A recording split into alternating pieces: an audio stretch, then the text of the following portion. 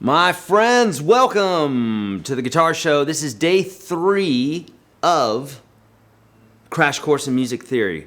We are going to have a blast today. As per usual, we've done a ton of prep work the last couple of days here where we learned the notes on the fretboard. We learned how to build a major scale, which I said was the carpenter's square, if you will, for the carpenter as a musician. If you don't know the major scale, oh my God, then I feel really sorry for you because it's literally the thing that we measure everything in music about. Now, of course, you could be a musician and not know the major scale and do stuff, but once we know the major scale and we understand how we can apply it and how super powerful it is, it changes everything. And in fact, we're going to be using it for today's concepts today, talking about the Nashville number system, right? So we learned all this stuff, and much of it took me a while to learn as a player, just kind of stumbling across it, or maybe my guitar teacher would teach me something, maybe I would read something in a book, but nonetheless, I got it, finally. And that's why I package it up and make it a nice little, sweet little step-by-step package for you guys so that you can go race way past me in a shorter amount of time. That would make me so proud, like a proud papa, is for you guys to just go beyond where I am, where whatever, and do it at a quicker pace, okay? And that is totally possible because, as I've said, you literally can do anything you want on this instrument if you do the practice. If you want to be as good as Hendrix, you can be better than Hendrix, but you better be practicing as much as Hendrix. You better be feeling the music and doing all the things that Hendrix did, okay? But it's all possible for you guys. All right, so welcome. So excited to be here with you. Today we're going live from 11 a.m. to 1 p.m. today. We've got some new stuff happening here. So now when you guys post a comment that we are going to show, or a comment that I'm going to answer, then it's going to go up on the screen. You're going to see yourself. And also if you donate something, there you go. Look, Jason's right up on the screen there. That's how it's going to work. You actually are going to see your name in lights, and whether you're on Facebook or YouTube. Now we've got Instagram in the house, we have all these other places in the house, and eventually we're gonna integrate some more of them, but right now we're streaming out to like 5 or 6 different channels, including Facebook, YouTube, Instagram, Periscope, that sort of thing. But it takes time to integrate this stuff, okay? So please be patient with us, but we will see the questions on Facebook and on YouTube.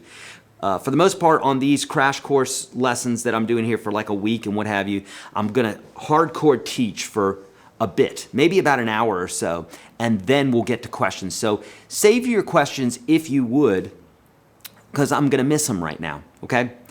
Let's see, what else? Some other orders of business. Most of this stuff that I'm talking about here today, if it goes over your head, okay, then it just means that you're not in the Unstoppable Guitar System.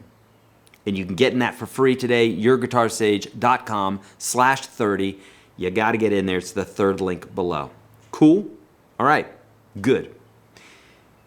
Really quickly, friends, go ahead and like this video. Thumbs up if you have not already. If you've done that already, please share it, whether you're on YouTube or whether you're on Facebook or wherever you're at. Please go ahead and share it. Also, subscribe and hit that notification bell. And we already have 2 amazing donations coming in. Thank you so much, Frank. Another great week of fun and education. Thank you, Eric and crew, for all of your hard work. Thank you so much, Frank. And we, I think we can get those up on the screen. Can we, Mike? Or is it? Seeing the super chat stickers. Bill. Okay, here we go. So this is all an experiment, friends. Life is an experiment. It's all an experiment. So Frank and David and anybody else who might be donating today, we don't know about the super stickers yet. We can't get them up on the screen. So we have a thank you button for you. But we have a thank you button. Yes. That's what we can do for you. There you go. Thank you so much, Frank. And David, thank you so much. And then another one just came in as well. I want to recognize him. Thank you so much. So every day, him's donating. So thank you, friends. So kind. I really, really appreciate it. Okay, but we will be able to put your comments on the screen once we get to them. Okay, alrighty. You guys ready to do this? I am. I'm super excited. Someone requested that I use a guitar with fret dots. So here we are. I've got the old classic here, the SJ200. All right. let's dig in, my friends. So, yesterday, Monday, we talked about the major scale. And we talked about why the major scale is so important. Some of what I'm about to tell you, you're just going to have to believe, and then just know that it's been taught this way for centuries, okay, in some form or fashion or another. And this is tried and true stuff. So you don't have to get it, okay? But Eric, I don't believe anything that I can't explain. Really? You can't explain gravity, and you can't explain, we kind of can explain electricity, but still, I mean, it's like this invisible thing, right? And so there's a lot of things that we don't necessarily understand, but we just have to, we can see them. We can see their patterns and what have you appearing. And music, it has patterns all over it. So when you're listening to music, you are going to be hearing everything that I'm talking about today, everything I've talked about the last 2 days. You guys are hearing this. It's just that you haven't been shown it yet, right? Like someone drinking wine. You ever seen somebody drink wine? They're like, I smell grapes, and I smell, what is that? Is that oak? It's oaky and burnt tire. Oh, it smells so good, right? And so they're getting all these, like, this information from the actual wine, and we can learn this sort of thing, just like we can learn with music, okay? So we talked about the major scale and how it is important for everything that we're going to do. Today we're going to talk about the Nashville number system, which is basically those same 7 numbers that we talked about before, except there's chords that are associated with those, okay? And we talked about this a little bit yesterday, but we're going to talk about it further today, and we're going to see why this is so important. So I want you to take a look at this for just one moment. I'll put this on the Zoom cam here. Mike? Thank you. I need to bring that in more here. Sorry. Okay, so the green chords are major, and the red chords are minor, and this 7 over here is diminished, okay? Now, why is that? Well, because this is the natural scheme of the major scale. So we went through it yesterday. If we take the 1, the 3, and the 5, and we put them together, we get a major chord. If we take the 2, the 4, and the 6, and we put them together, we get a minor chord. And we could go right down the row like this, and so it would be major, minor, minor, major, major, minor, diminished. And this is what naturally occurs diatonically. What I mean by that is what naturally occurs because of the major scale. And because of that, friends, this happens 99% of the time in music. Okay, 99% of the time. It doesn't mean that we can't go outside of that, but I'll take that straight shot again, Mike.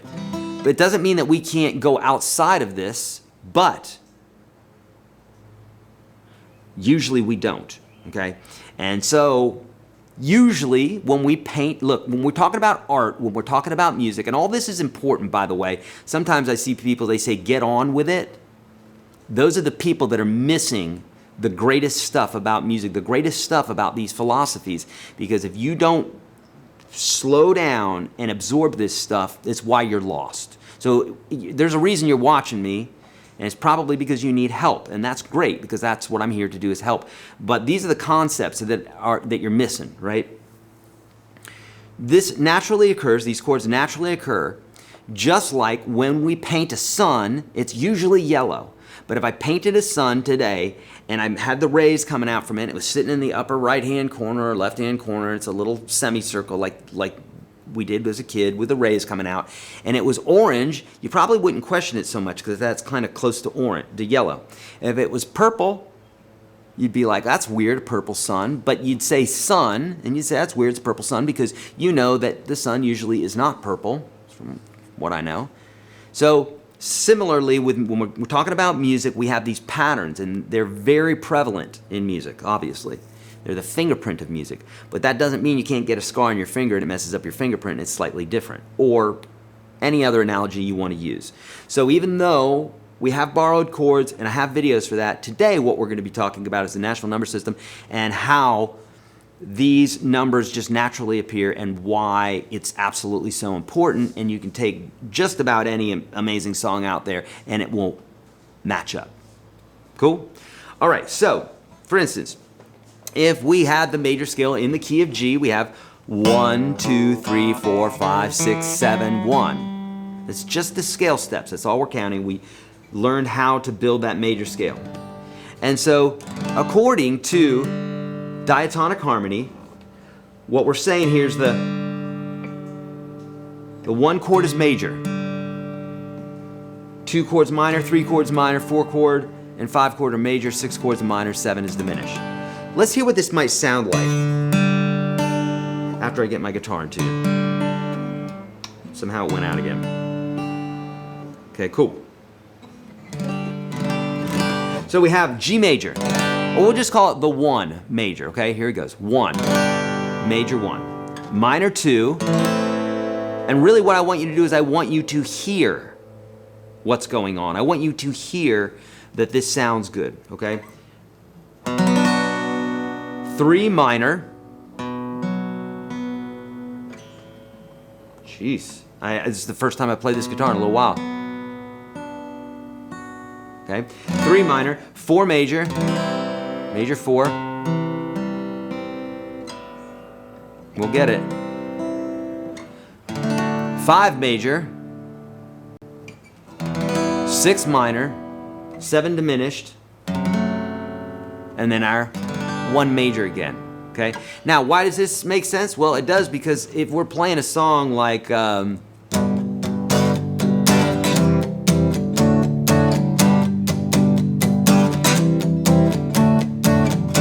if we hear that, well, that's the 1 major, the 4 major, and the 5 major. Or any classic chord progression like 1 minor 6, 4, 5 might sound like.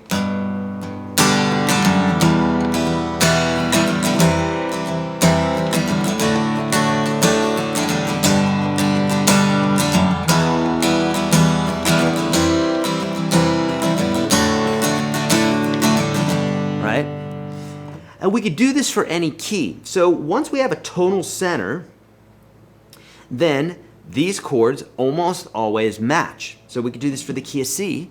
We have a major 1, minor 2, minor 3, major 4, major 5, minor 6, diminished 7, and back to our 1, our major 1. So once we have the tonal center, then our other chords always want to point back to the 1. So you've heard me say this several times. The sun in the center of the solar system. The tonic is the central note that all the other notes revolve around, right? Well, this is the explanation as to what do I mean by they revolve around it and point back to and always want to resolve to is chords, when they're in this order, major, minor, minor, major, major, minor, diminished, they always want to gravitate back to the 1. If you really wanted to study that, you could, and it would probably take you several weeks, and at the end of it, you'd be like, okay, cool. And it's not going to be that thrilling. That's why most people aren't going to teach something like this. It's because it's just not very thrilling, and at the end of it, you're not going to be a better musician for it, per se. It's just you're going to have a little bit more of an understanding of it, okay? So, now we can do this in any key, Ashwin. Why does Eric like the key of G? Because most people love the key of G. It's just a nice big key that you can play in, open chords, sounds nice and full, yada, yada, yada. Key of C, I love that one too. Not a lot of bar chords. It makes the guitar sing out really nicely, okay? Rock guitar, the key of E, the key of A sound real nice, but usually on the acoustic guitar, the key of G, key of C are the most used chords, or most used keys, and that's because of the reasons that I just mentioned to you. Okay, now, when we're talking about the Nashville number system, again, we can go outside of these chords that might normally appear. But when we do that, we're messing with the DNA a little bit. We're messing with the natural scheme of the solar system. We're messing with what naturally diatonically appears. And guess what? It's art. So daggone it, if we want to paint the sun purple, we should be able to, because it's been painted yellow so many friggin' times, everybody gets it. Okay, it's yellow. It might be nice to change things up a little bit. And that's, when we experience a borrowed chord in a song, what we mean by that is we're borrowing it from another key. If it doesn't appear naturally as major, minor, minor, major, major, minor, diminished, then we're borrowing a chord. And essentially what we're doing is we're borrowing a chord from another key.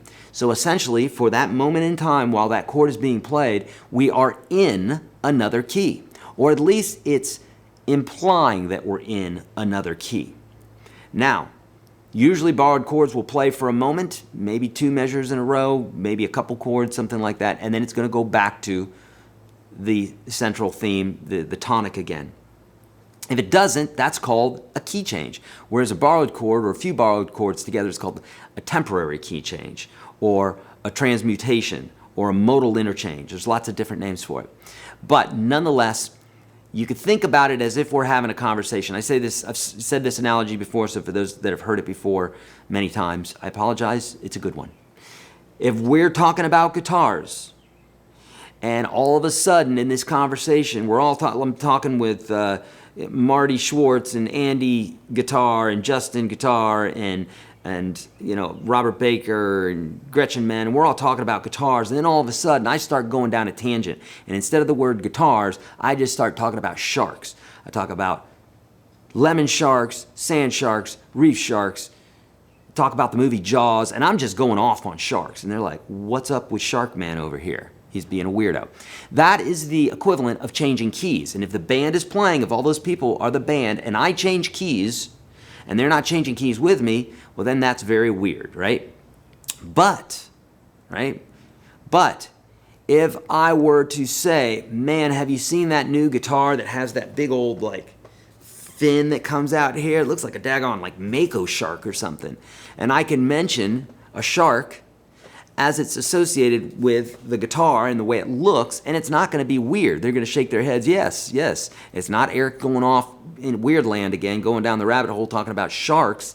It's Eric actually taking the idea of the shark and relating it to the guitar, and now that makes sense. That is what a borrowed chord is like, because essentially it's for a moment in time switching gears and saying, hey, I want to play this chord for art's sake. It doesn't normally match up, but I'm doing it anyhow. And look at me go. It usually sounds great. So an example of this, I've got lots of videos, not lots of videos, but I have a few. On YouTube, just search borrowed chords. I think I have I know I have a whole course for this inside of UGS Pro. Cool? Yeah, all on borrowed chords. But if we take, for instance, Hey Ya by Outkast. In the key of G, the chords would be G major, C major, D major, and E minor. The 6 minor chords. So 1 major, 4 major, 5 major, 6 minor. Okay. However, the song is not played that way. It's played like this. It goes, my baby don't mess around because she loves me so, and this I know for sure. Right? But with a tuned guitar. They do it with a tuned guitar. Okay, it's in tune. My baby don't mess around because she loves me so, I know for sure. Right? That chord right there is major, as opposed to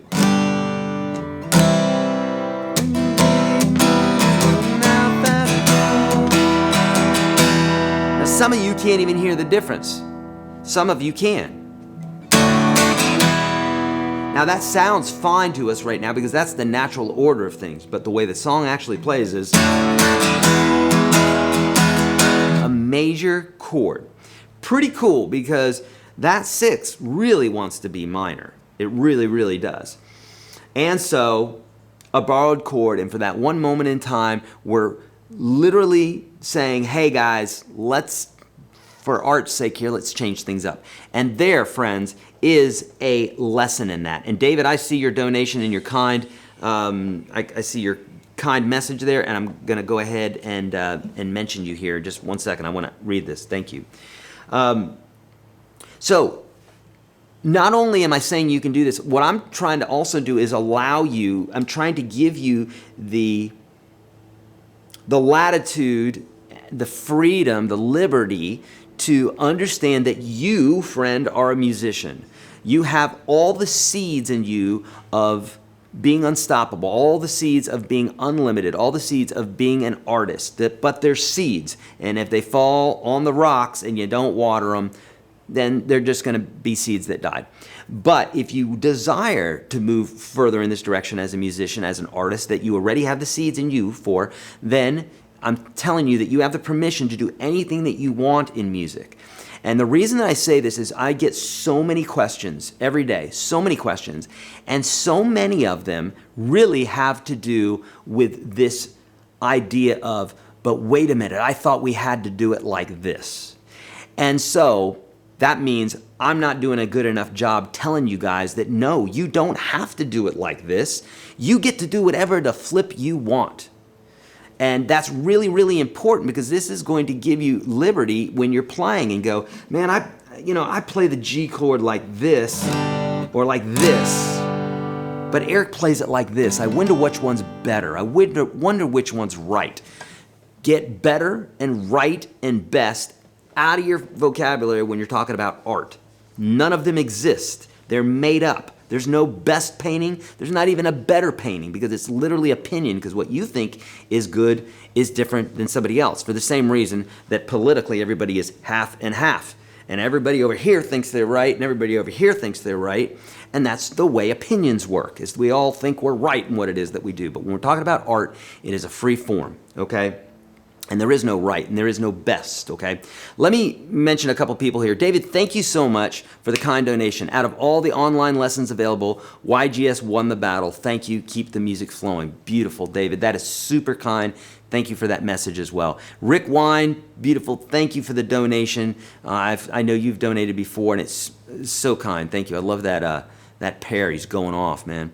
And Kelly H., thank you for all you do for veterans. Thank you, Kelly. I received a absolutely beautiful letter yesterday from, I'm trying to think, because I received several letters and packages yesterday.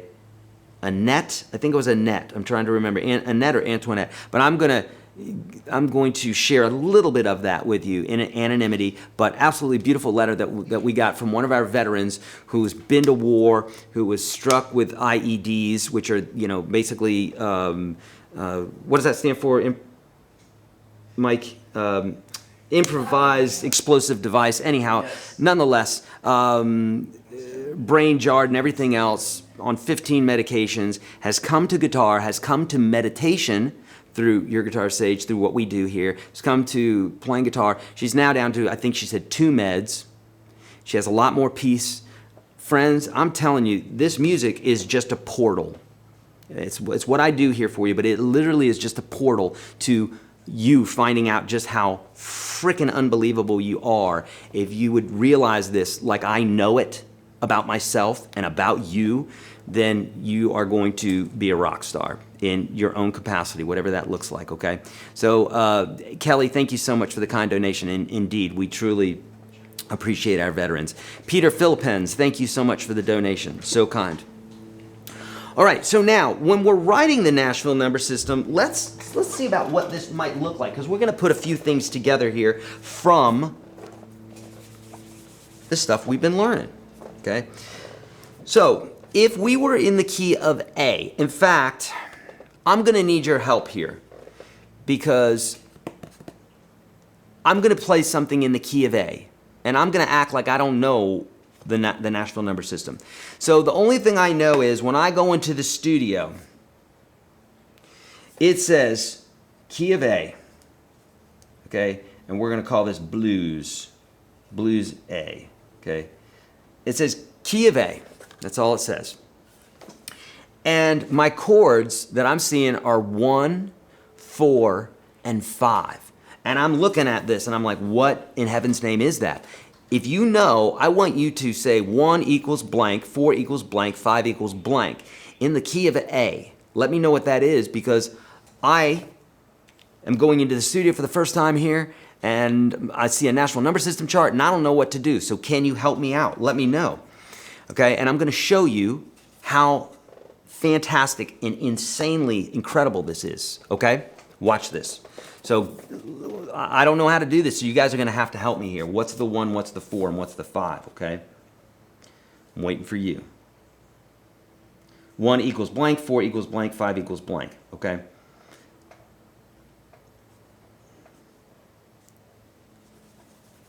It's awfully quiet here in the studio. Okay, good. All right, so they're coming in here. So 1 equals A. Good. Old Chief got it. Daniel Bryce got it. 1 equals A. Yep. ADE. ADE. Good. So you guys are getting this, okay? Now, friends, for those of you that are like, what is all this? What is all this? This is the stuff you need to know, and I want to show you that other people do know this, and you should know it too.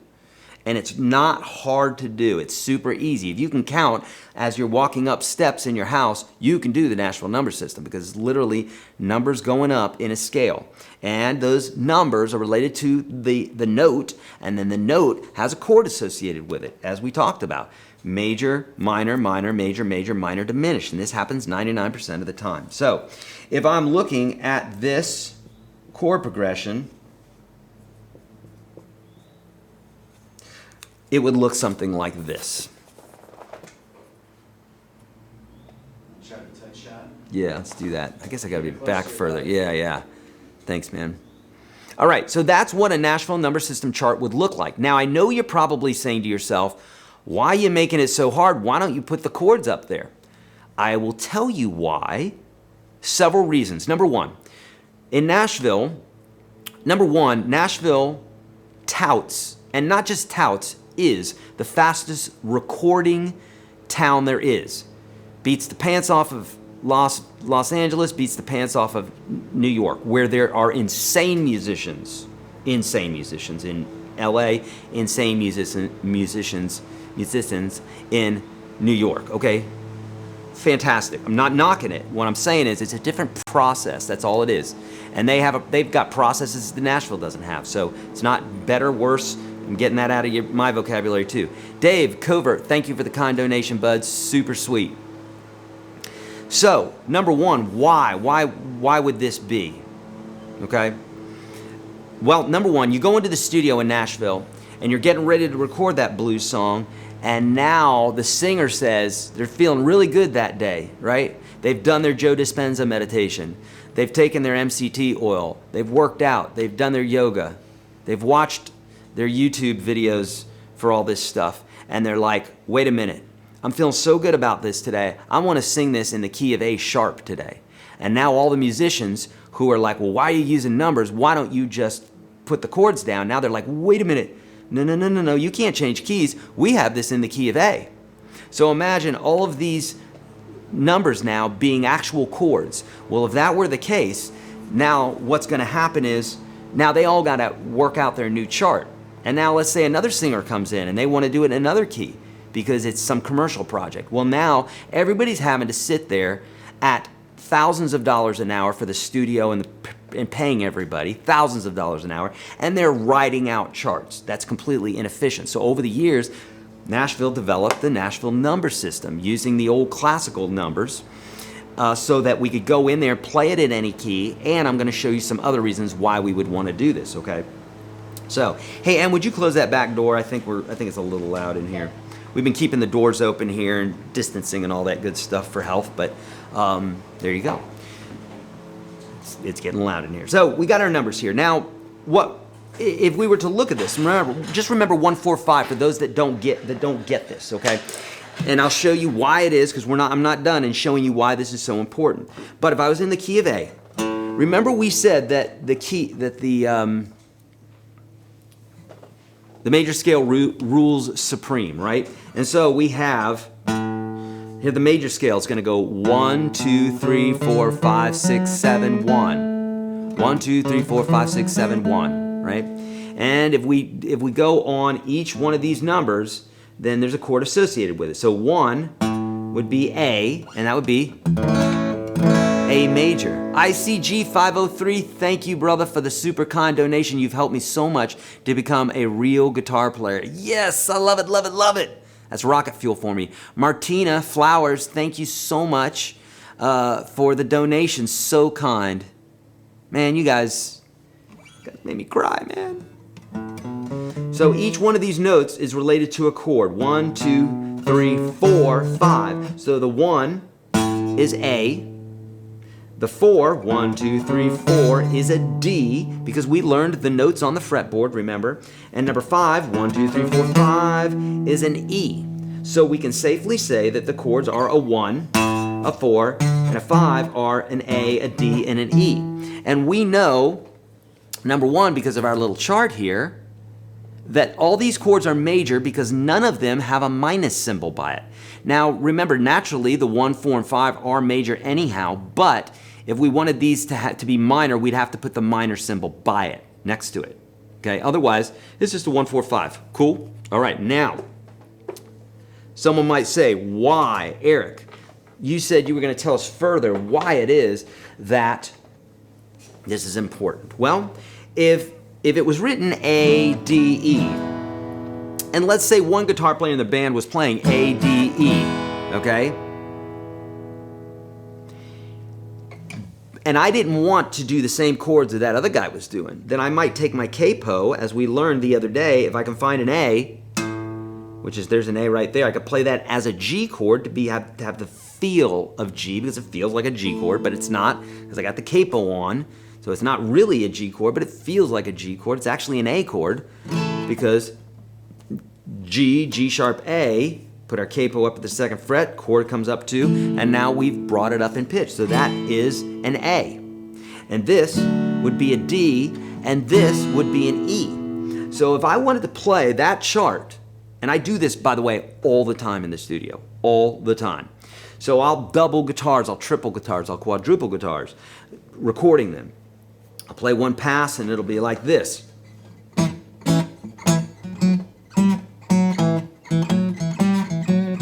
And that's representing my A, you know. And then I might do something else where I'm like this.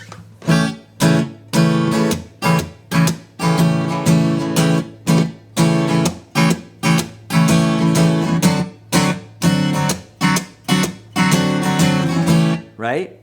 Now, I'm feels like a G and a C and a D right here, or 7th chords, whatever, however you want to look at it. But look, that looks like a G chord, looks like a C chord, looks like a D chord. And if I'm looking at this chart that says A, D, E, that's going to mess me up. But once I get my big old brain, your big old brain, wrapped around the idea of the number system, and friends, I promise you, if I can get this, it took me 3 times to get through algebra in college. If I can get this, you most assuredly can get this, okay? Lynn, thank you so much for the mic drop pair. He's like, whatever, I'm a pair. Thank you so much, Lynn. What's that? Not a pair? No, it's a pair. It's a pair. No, it's not a product. What's that? No, it's a pair. Yeah, I think that one's a pair. Yeah. Nonetheless, he's got a Loverboy bandana on, and he's happy. So thank you, Lynn. So if I'm looking at the ADE, that's going to mess me up. Now, what happens if I want a capo here and I want another voicing? Well, the only thing I have to do is now I have to think like I'm in the key of E. Now, I know some of this is going over your guys' heads. It's only because you don't have those essentials down, and I'm giving all that to you for free today. 3rd link below is YourGuitarSage.com/30. You can get there by this link that Mike is going to put up here. YourGuitarSage.com/UGS, YourGuitarSage.com/30. That one, this one, right here. Okay. So now if I wanted to do this in the key of where's all my picks here? If I wanted to do this in the key of A, I'm in the key of A, but I'm got a totally different fingering here. So I'm going to go.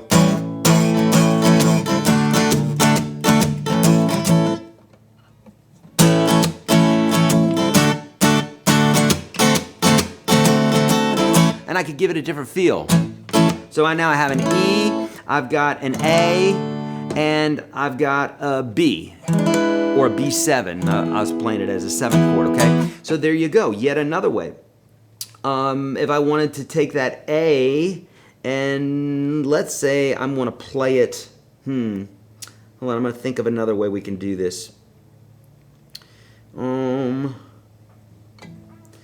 See, we got open A, we got this version, we got this version. Let's just use the cage system, basically. So now there's my 1. If we were in the key of D, the feel of D, because this feels like a D, but if we were playing with another musician, they'd say, yeah, I know it feels like a D, but it ain't, bro. You're capoed. And you're like, oh yeah, sorry.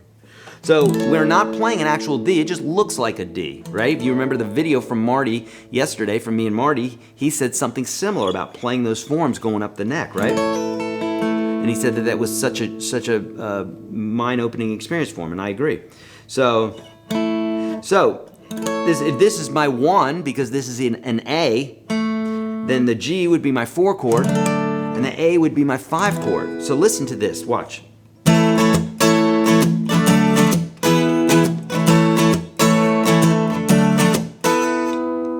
Right? If I did this, if I went...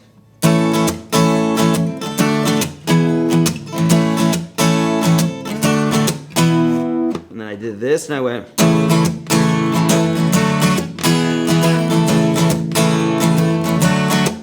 And then I did this.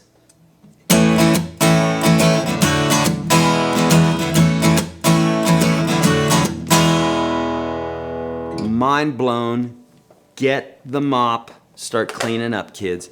Isn't that amazing? That stuff blew my mind when I understood that, but I didn't get it as quickly as you just got it, being spoon-fed to you like that. It took me a long time to come around to understanding this through so many concepts. But nonetheless, I finally learned it, and that's why I just kind of give it to you so that you can run off with it. Oh no, thank you again for the donations. You always come through for us. So sweet. So sweet, oh no. Thank you, thank you, thank you.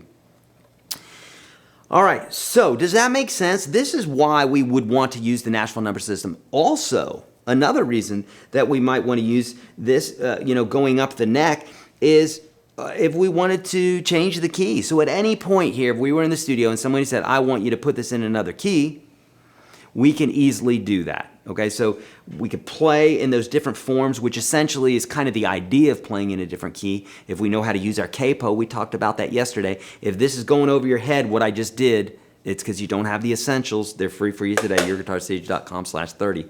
Third link below. I can't say it enough because I know some folks are confused, and you got to understand it's not you, it's that you just don't know the bits and pieces. Everybody who knows it today had to learn it at some point.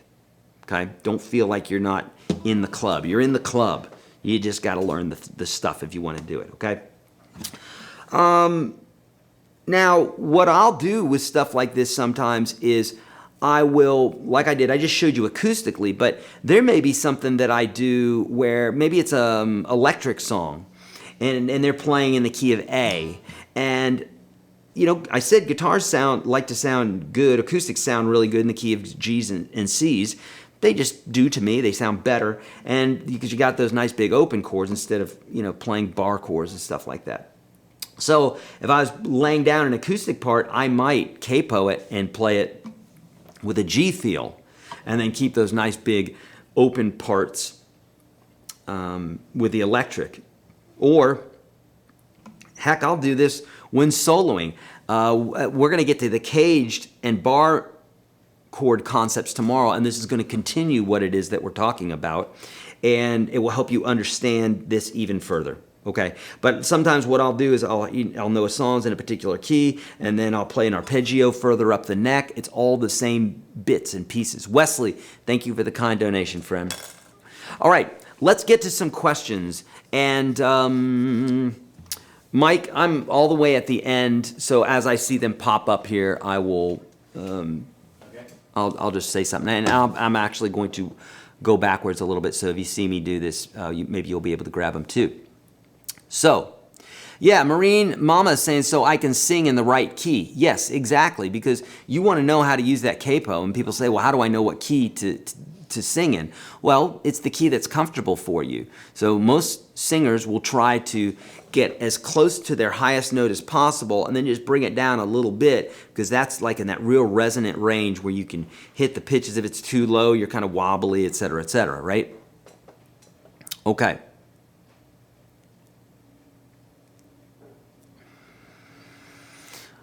Okay, James is saying, oh, wow, Scott, thank you so much. Love everything you do. Thank you. $49.99. Wow, Scott, so absolutely generous. Thank you, bud. Wow. We're going to, hopefully we can figure something out where we can get your guys' stickers on the screen here, because that's super, super sweet. We will. Yeah, okay, sweet. Thanks, Mike. One day. One day soon. This is day one. Yeah, yes, indeed. Okay, someone's saying, can you explain the diminished chords? Yes. A diminished chord is a minor chord with a flatted 5. Well, now, Eric, now you're getting into science on me there. I don't know anything about chemistry. Listen, this is what I'm telling you. The only thing you need to know is the name, or you need to know how to build a major chord. We're not talking about anything crazy. We're talking about real basic stuff here. Major key, or major scale.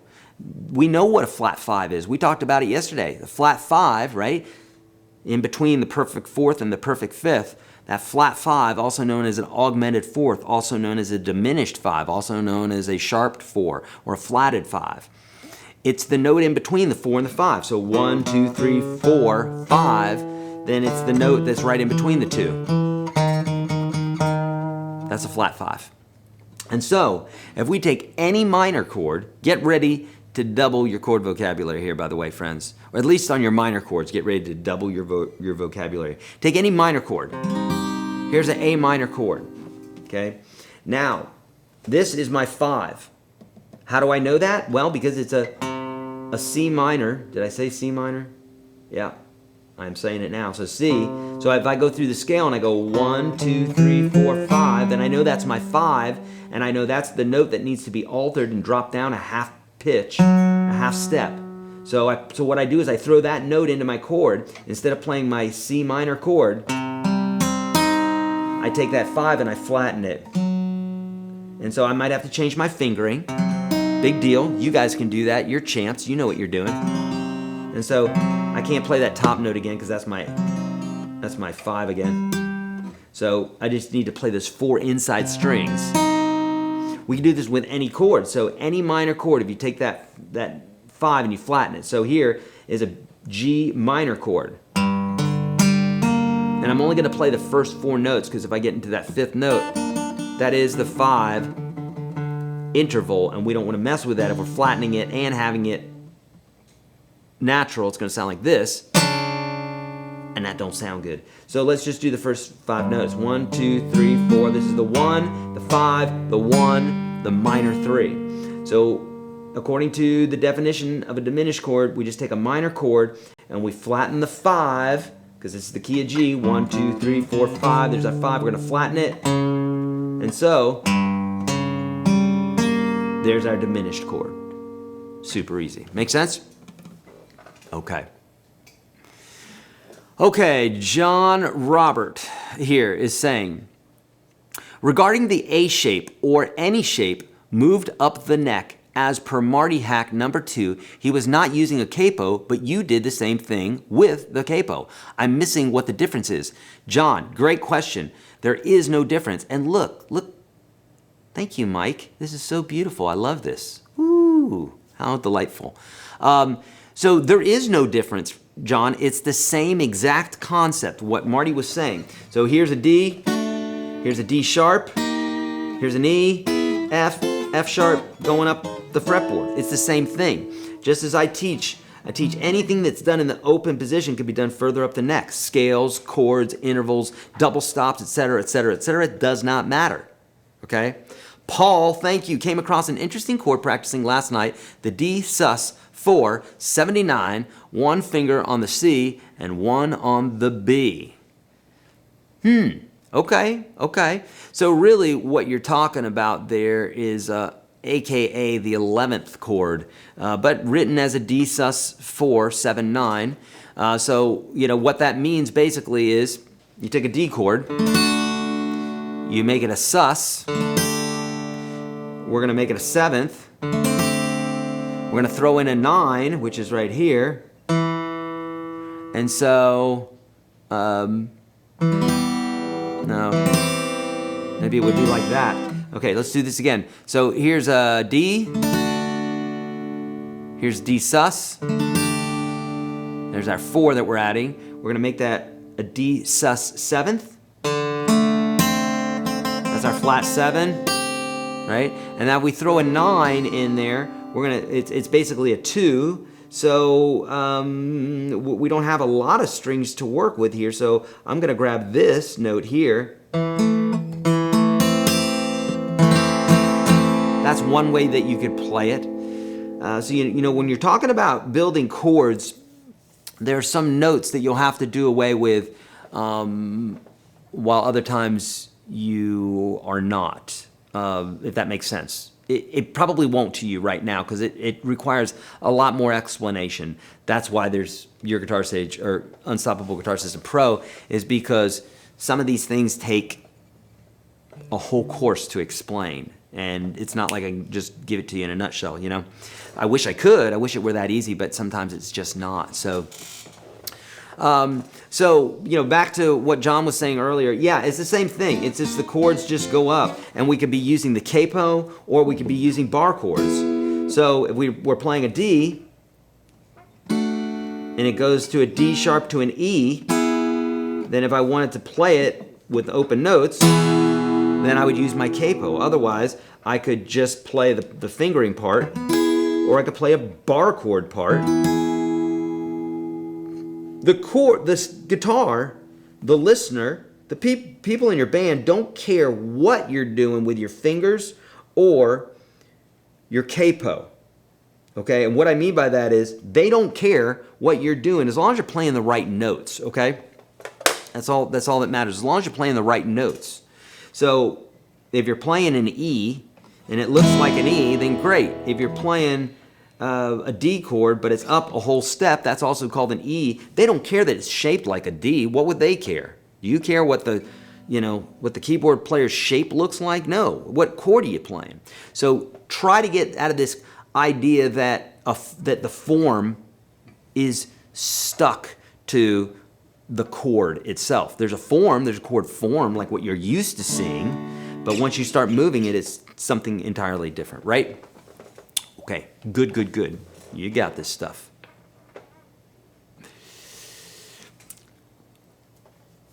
Okay, yes, let's do that. So this one right here, Jeffrey 11, whiteboard. Can you go back and explain the 3 columns next to the 1, 4, 5? Thanks. Yes, let's do it. All right, so in this case here, you know, we've got, I'm going to say that this song is in 4. You can keep that shot, Mike. I like that. This is in. Your guitar. What's that? That's right. Yes, yes, sir. So right here. So this song is in 4, okay? And what that means is 4/4, or 4 beats per measure. Here in Nashville, we like to shorten things. There's no reason to get all complicated and scientific and crazy, right? Oh boy, the kids are so... Science right now is being thrown around like a... Dear Lord. It's being thrown around a lot right now on the interwebs. People so triggered. So triggered. Watch some meditation vids. Listen to some stuff, kids. Don't get triggered. Okay, so this is in 4. It's in the key of A. That means the 1 is the A. And so each one of these represents 4 beats or 1 measure. So we got 1, 2, 3, 4, 1, 2, 3, 4, 1, 2, 3, 4, 1, 2, 3. Next line. 1, 2, 3, 4, 1, 2, 3, 4. Or the tempo's 1, 2, 3, 4, 1, 2, 3, 4, 1, 2, 3, 4, 1, 2, 3, 4, 1, 2, 3, 4, 1, 2. The tempo doesn't matter. It doesn't denote what the tempo is here. It just says, here it is. But I guarantee you're going to know what the tempo is the second that drummer goes tick, tick, tick, tick, 2, 3, 4, 1, 2, 3, 4. And only thing this does is it represents what chord is played in that moment. Another thing that's great about this is as a musician, as you become more, what's the word? As you become more fluent in what it is that you do, you don't want to be confined by, okay, play this note, play that note, do this way, and da-da-da-da-da. Sometimes that's okay, right? If you have a producer or something that really knows what they want and they're going to get that message to this studio player who's been playing forever, and they know exactly what they want. That's okay. But for the most part, like in Nashville here, what they do is a producer will hire the right people, the people who always show up, do the right thing, show up on time. They're not drunk. Their equipment sounds great. They got all the right gear. They know how to read charts. Boom, boom, boom, and they crank these songs out. Also, if they don't want to have to sit there and tell them every single part, you find the right people to play it. Then you put a real simple chart like this in front of them, and now all of a sudden they can bring that to life. So the 1-4-5, you know, the one is player will be doing this. Now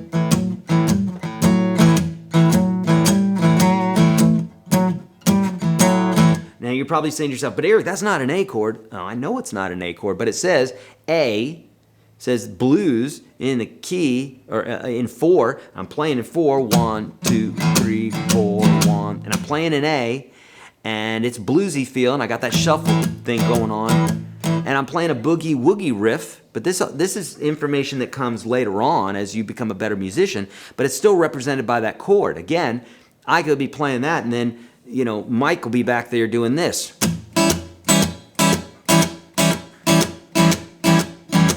Right? And then Emmy's doing this.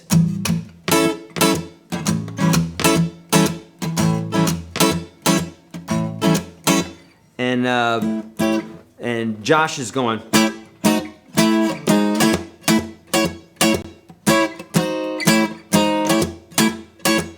Make sense? And now all together it sounds like an orchestra, right? Oh wow. Speaking of orchestras, you know, you got the double basses and you got the piccolo flutes at the top and everything in between. If they were all playing the exact same notes with the exact same rhythmic motifs, right? Motifs, or it's a musical idea, or if they were playing in the same register, well then everybody's walking on everybody and you don't get to actually hear everybody individually. Make sense? So that's why we want something like this that we can be creative with. Learn the Nashville number system. It's not hard to do. It's not hard to do, okay? It will help you immensely, okay? Coolio? All right. All right, let's go through some questions. All right, Howard Marcus is saying, if I don't know the melody, how do I know when to change the chord? If I don't know the melody, how do I know when to change the chord? Well, Howard, you need something. You need something. Either a chord chart would be very helpful, but most of the time, because folks are so used to not doing things the right way, you'll just find, I shouldn't even say the right way, in a way that helps them become more musical, they will just look at a chord lyric sheet, which is okay. But if you don't understand basic musicality and, okay, here's where that chord changes and using your ear and stuff like that, then yeah, it's going to be difficult. So if you don't know the melody for a song and you don't have a chord chart, well, I don't know. What are you going on? You got to have something, right? So sometimes you're going to be in a place where you don't have enough information. Make sense? Okay.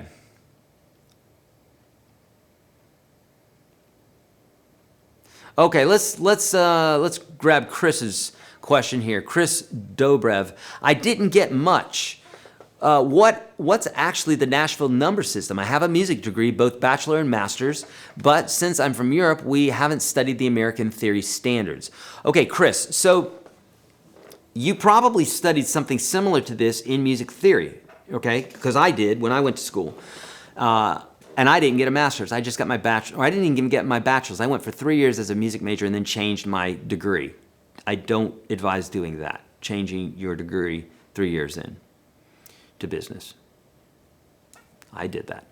Okay, so we studied the Nashville. We studied the number system, right? What was it called? It was called figured bass. Remember Bach figured bass and all that stuff, where it was written.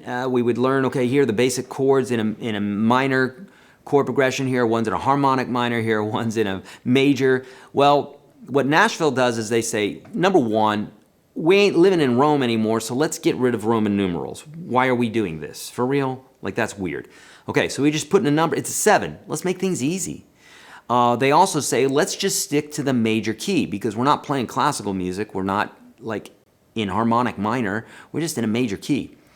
For the most part, 99.999% of the time. Otherwise, even if we are in a minor key, you can still represent it from the major key. Just call the 6th the tonal center and make it in the relative major key. Doesn't matter.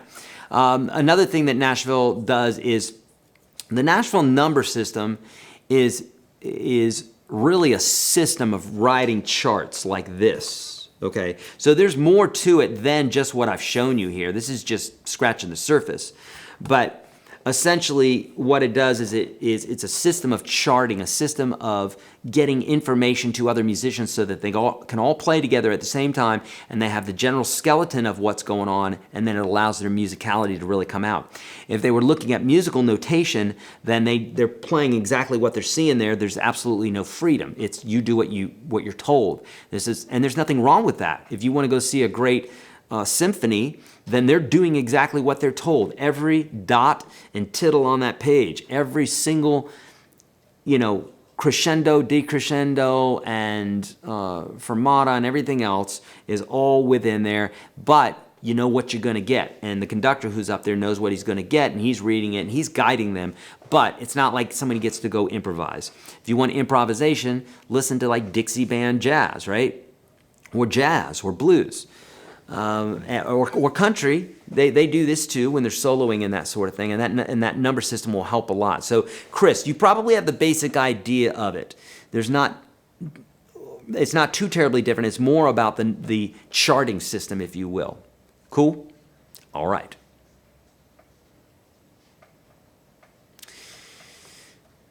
Okay.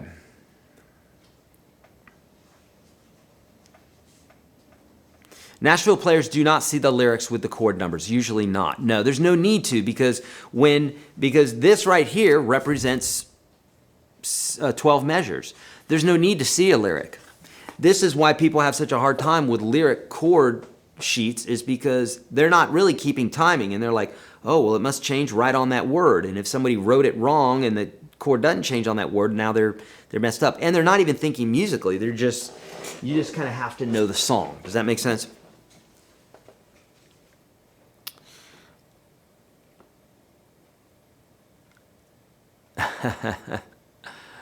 Okay, great question from William here. William Bridge, he's saying, is voicing just playing a different form of the same chord somewhere else on the fretboard? And the answer is yes, that is what a different voicing is. It can be in a different place on the fretboard. It could be a different fingering. It could be the same place on the fretboard. It could be you're stacking the notes differently, but voicings just mean voices, right? So you're putting the voices in different places. Soprano, alto, what is it? Soprano, alto, tenor, bass, SATB. So that's at the top, soprano, alto, tenor, bass. And so we're moving these notes around. So I love this G chord. Most people like this one. You can hear a difference. Listen. Ba, ba, ba, ba. Listen to that note. Ba, ba. Who is it? Someone's at the door. Ding dong. All right, so make sense?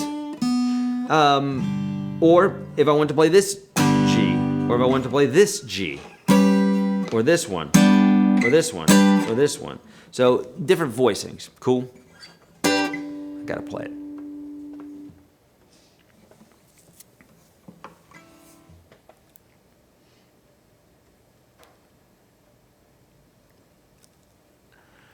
Good, good, good. All right. James, Nashville's number system is not rocket science. No, super easy. I learned it, and I am far from a genius. Good. All right, cool.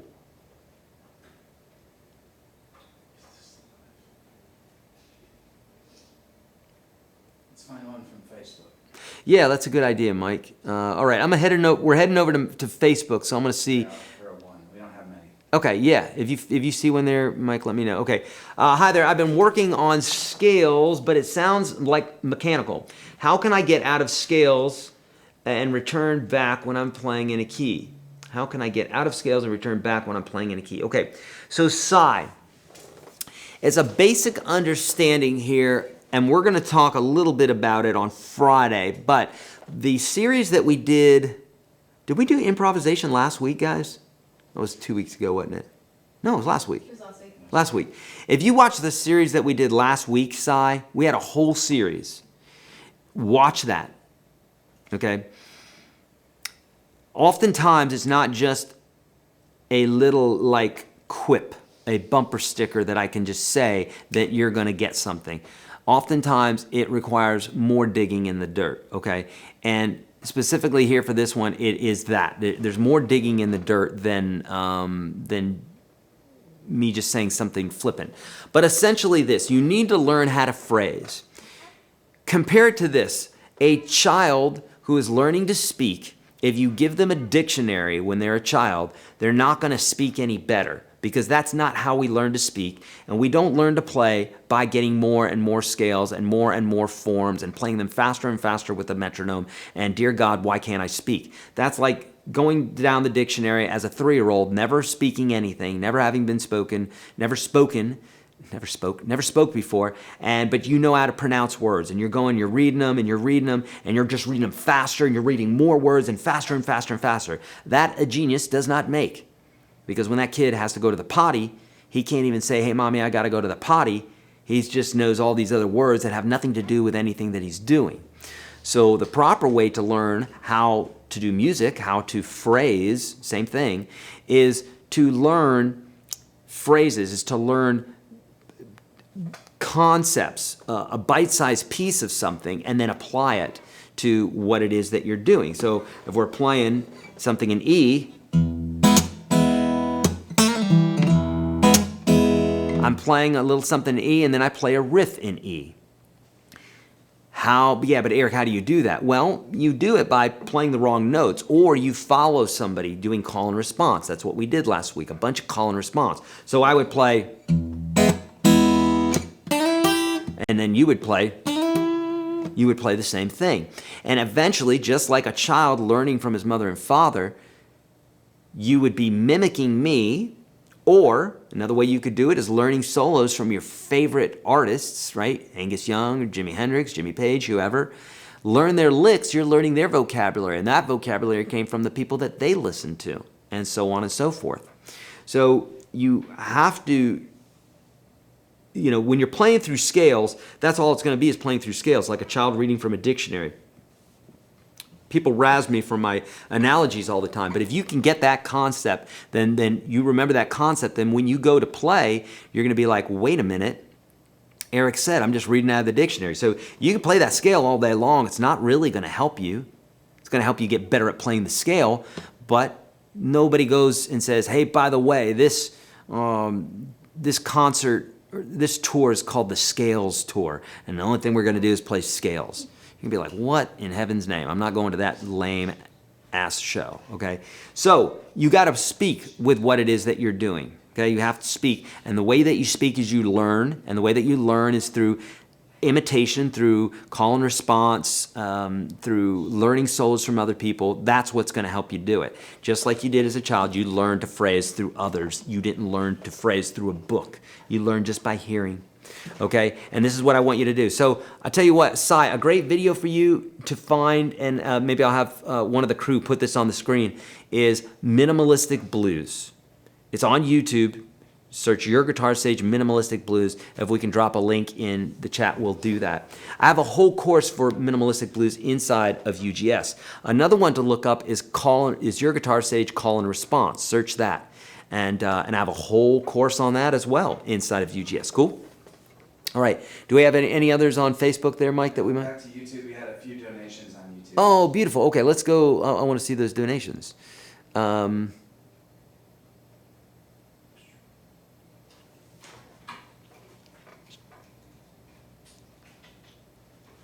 Why? Why YouTube? Why are you doing what you're doing to me? Voyage. I Who is it? Yeah, I'm Yeah, goofed up here. fresh. You're fine. Yeah. Yeah, Michael sent $2.99. Voyage sent what is that, euros, pounds? I think it's euros. Michael and who? Voyage. Michael Voyage. Thank you, Michael. And then Dan sent $5. Beautiful. Dan, thank you so much for the kind donations, friends. That's really, really sweet. Okay. Other questions. And Mike, I'm going to try to open this up again here to see if I can get it to work again. But other questions that we got, and Mike, you may have to just pull them on the screen here because I don't even have access to it now. Whoop-de-de-doo. So fun.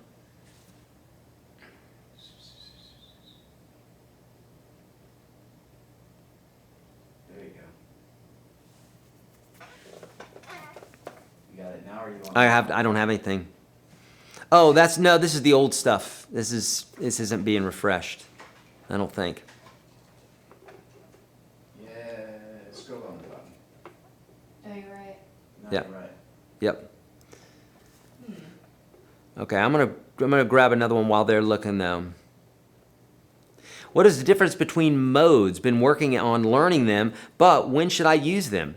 AKW. Friends, listen to me. You've heard me say this 700 times. AKW is like, oh crap, here he comes. No, I'm not gonna say anything ugly. I try not to anyhow. But no, here's the deal. Friends, everything in music, 99% of everything that you want, you can restart that machine or do whatever you need to do, guys, to get that to go again. Okay. Just restart it if you would.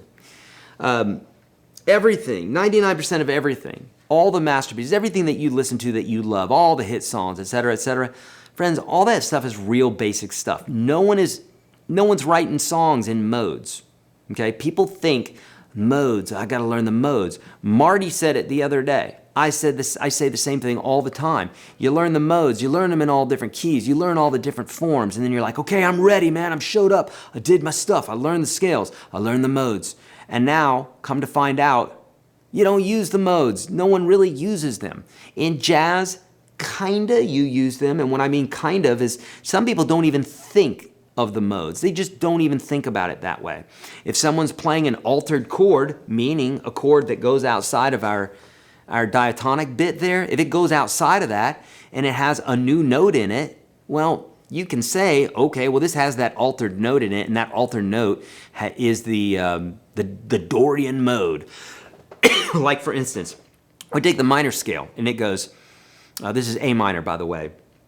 It's 1, 2, flat 3, 4, 5, flat 6, flat 7. Okay. The Dorian mode is a 1, 2, flat 3, 4, 5,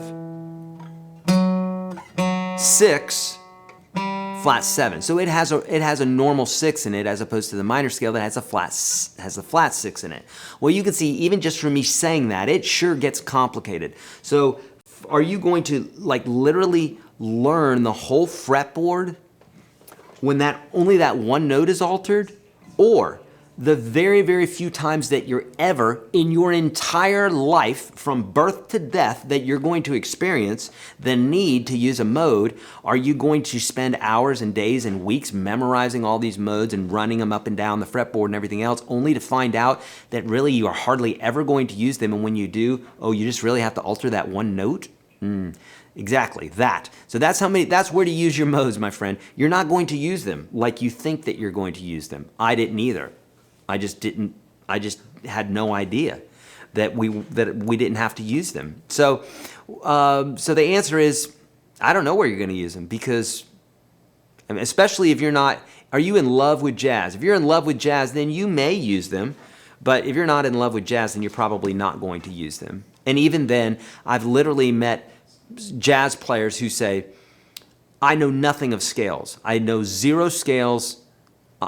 And I say, well, how are you doing what you're doing? And they say, I'm listening to the chord, and if that chord is altered or something, then I'm just going to follow that note, okay? So for instance, let's say I'm playing in the key of G, and I'm playing Hey Ya, right?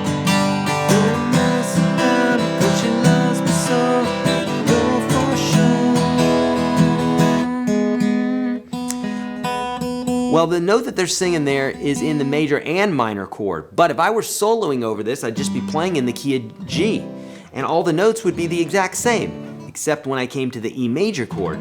Because normally, I would play that note flatted, but that chord, that introduction of that note there, brings in a new flavor for that one chord. So only for that one chord do I need to think, okay, that note is altered. So am I going to learn all the modes and go down that rabbit hole of, now technically this chord is going to work here and it's going to do this and that and the other thing? Or you're just going to go, no, it's an E chord, and for that one chord, I just need to raise that note up and it's going to sound good. That's what you want to do, friends. That's going to save you so much time, so much energy, so much heartache. Okay? Learn the modes. I know them. I could tell you any mode in any key.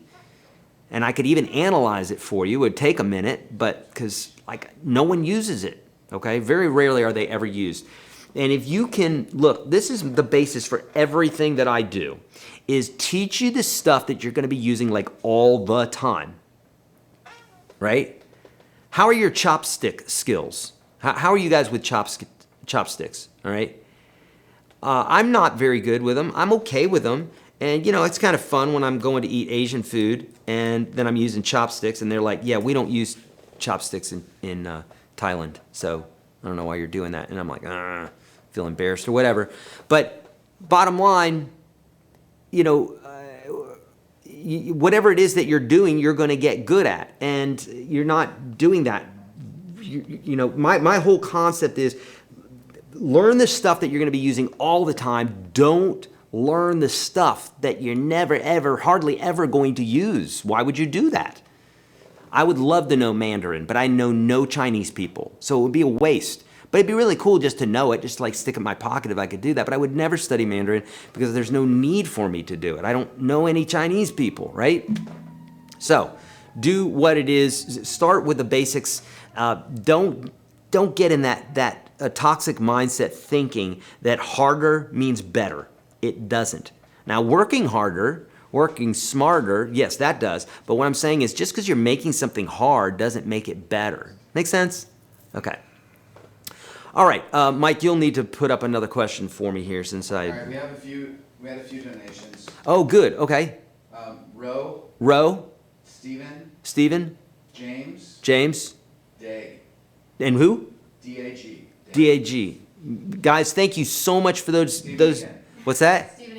Stephen again. Oh, beautiful. Thank you so much. Okay, I'm sorry, Emma. You keep bringing that up? Fine. Yeah, I'll do it for you. Okay, thanks. Guys, thank you so much for the donations. I'm sorry that my computer's not working right now. If you had any idea what I'm looking at right now, I mean, the amount of cameras and monitors and lights and everything that we have here, so we're doing quite a bit, obviously. Yes, thank you so much, Em. That's perfect.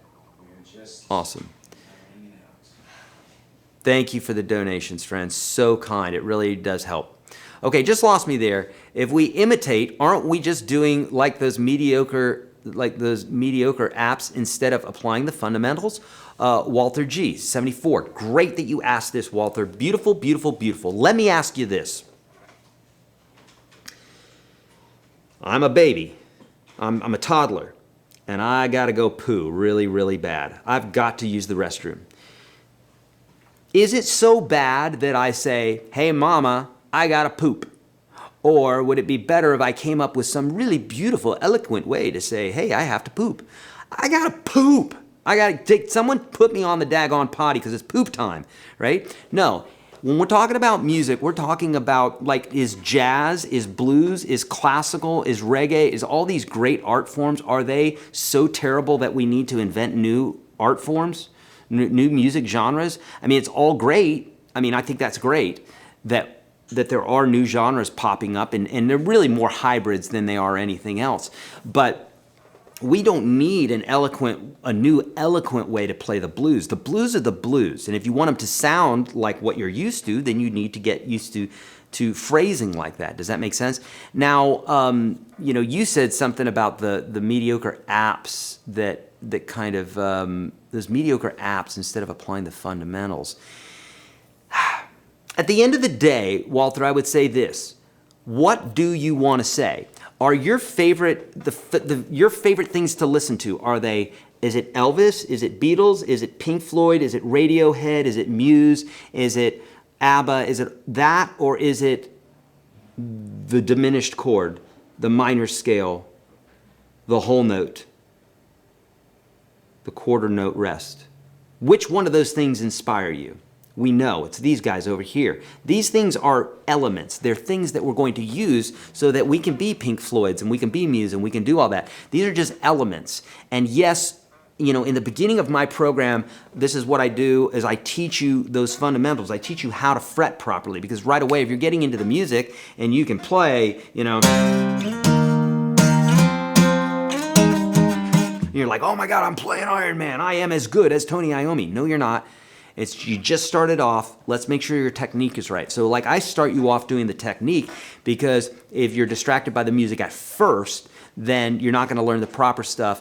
Get the technique out of the way, then you can forge forward and play a bazillion songs and never have to worry about technique again.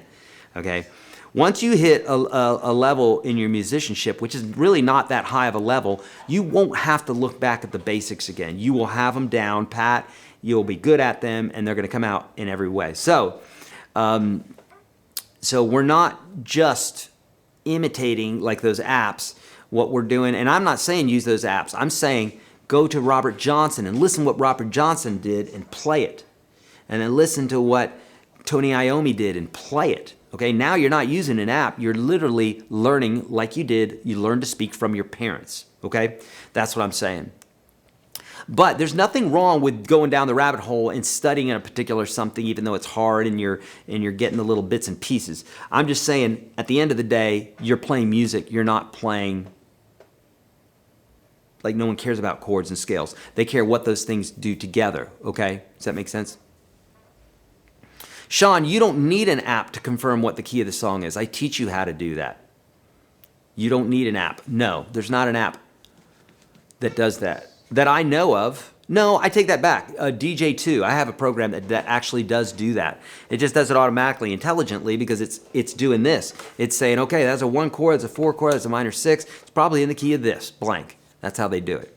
Same thing. It's just using AI. But if we're using AI, now you're not doing it yourself. So now you need that app with you everywhere. And I can guarantee you that there's no studio musician who's like, wait a minute, let me get my app out. I'll tell you what key we're in. Now, if you're just campfire and you want to do that sort of thing, nothing wrong with that. But I guess I'm saying that, you know, as you mature as a musician, you're not going to need that stuff as much. Make sense?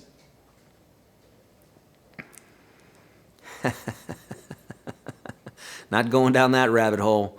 Nice, Marine Mama.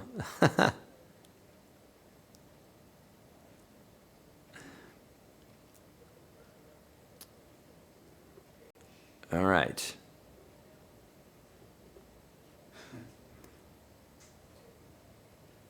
Okay, let's grab this one. Jim Mangoes, which I love Mangoes, by the way.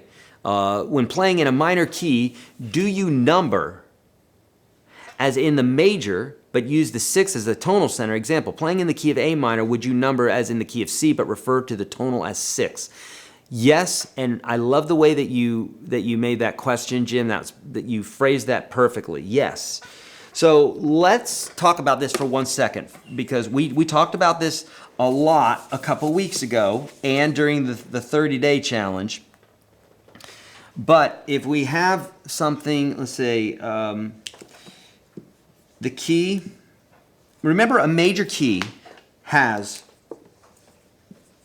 or I should say, yeah, every major key has a minor equivalent, also known as the relative minor. And every minor key has a relative major, known as the relative major. The only thing this means, friends, is that there's a yin and yang. You've heard of that, right? You've seen that circle, right, that goes like that? You saw that in our major minor 69er video. The L7 video. You saw that? Right? Yin and yang.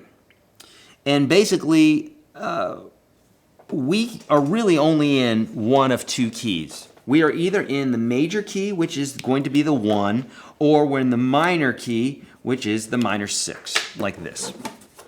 Now let me show you. When we're playing in modes, right? When people are talking about, I really want to play in modes, you would have to make the 2 or the 3 or the 4 or the 5 or the 7 your tonal center. Okay, you'd have to make that your tonal center. You can walk on your hands all around New York City. You could literally walk on your hands if you were strong enough and you could balance yourself. But guess what? It's just not very feasible to do it all the time. It's not to say you couldn't, but it's really trying to make something a thing when it's not.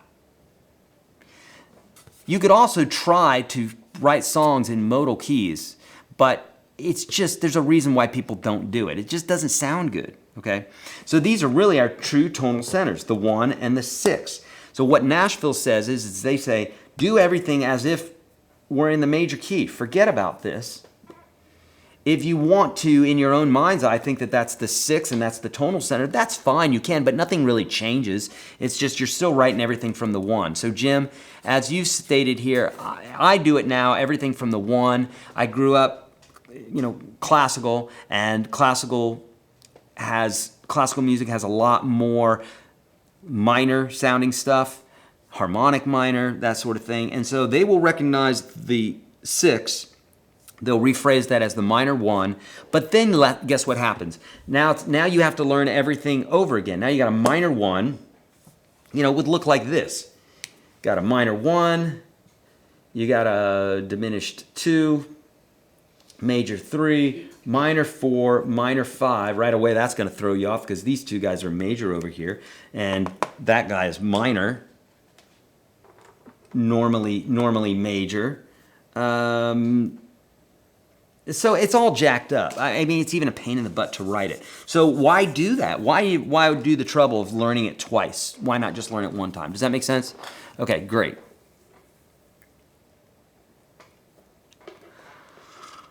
All right, Jim, hey, thanks for the donation, brother. Jim Porter, you rule, brother. Thank you, so kind.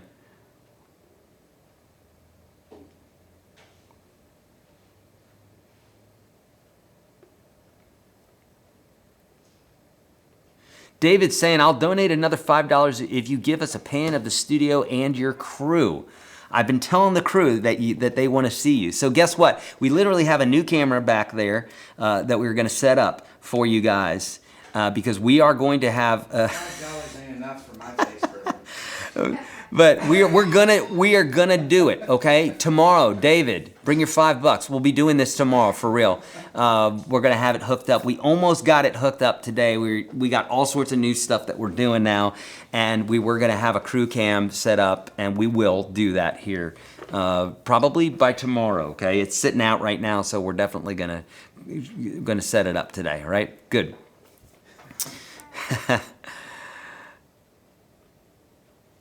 Okay, Debbie's saying, Eric, is the Nashville number system same as the number system that you show us in your free course that has the downloadable PDF?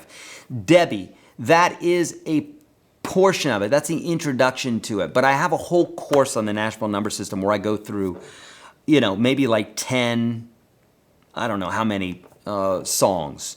And I say, okay, here, example songs. And I show you how to think about it, why to think about it that way, how I would chart it. Just the whole enchilada. So it definitely has a lot more. The Nashville Number System course has a lot more in it.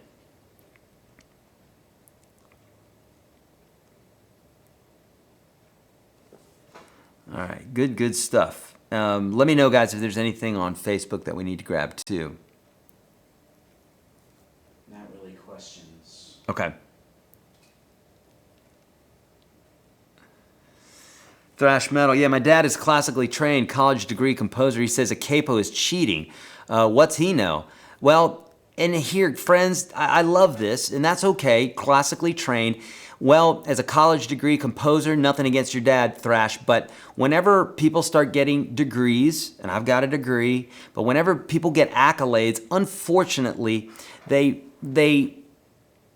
throw a bunch of ego behind that sometimes, and ego destroys. This is why so many things are cattywampus right now, is because people have gotten ego so involved in things. But a new world's coming. Trust me. And so, unfortunately, people default to stuff like that. And that usually is a defense mechanism because they don't know any better. So, Nashville musicians use capos all day long. And it's not because they're cheating. It's because it makes things easier. We're not talking about lifting weights. We're not talking about, I don't know about any subject where the whole idea is to make things harder. I don't know if chemistry, they're not guys, can we make this harder? We're trying to do this thing here, but this is too easy. Let's make it harder. I mean, there's nothing. Maybe weightlifting, they're trying to make things harder, right? But at the end of the day, a capo is not for cheating whatsoever. I could all day long play without a capo. But why would I do that when it will free up fingers that I can create melodies with, that I can create music with? So your dad is just uneducated about that. It's totally okay. He's probably a really sweet guy. He probably is just uneducated about it. And usually when people are uneducated about things, they say uneducated things, but it's not a big deal. It just, he's probably an awesome dude, and he's probably a great composer too. And he probably can kick some ass on the composing side of things. How else could Dolly Parton play with those nails? She made millions. Well, so she learned to play without the nails. So I too, if my nails get too long on my left hand, I could still play the guitar. I don't like the feeling though. Second my nail touches the fretboard, drives me nuts. Don't like it. But I could do it. Technically I could do it. But you have to learn, usually you have to learn without it, Yeah. Okay. He's almost 80, old school, sure.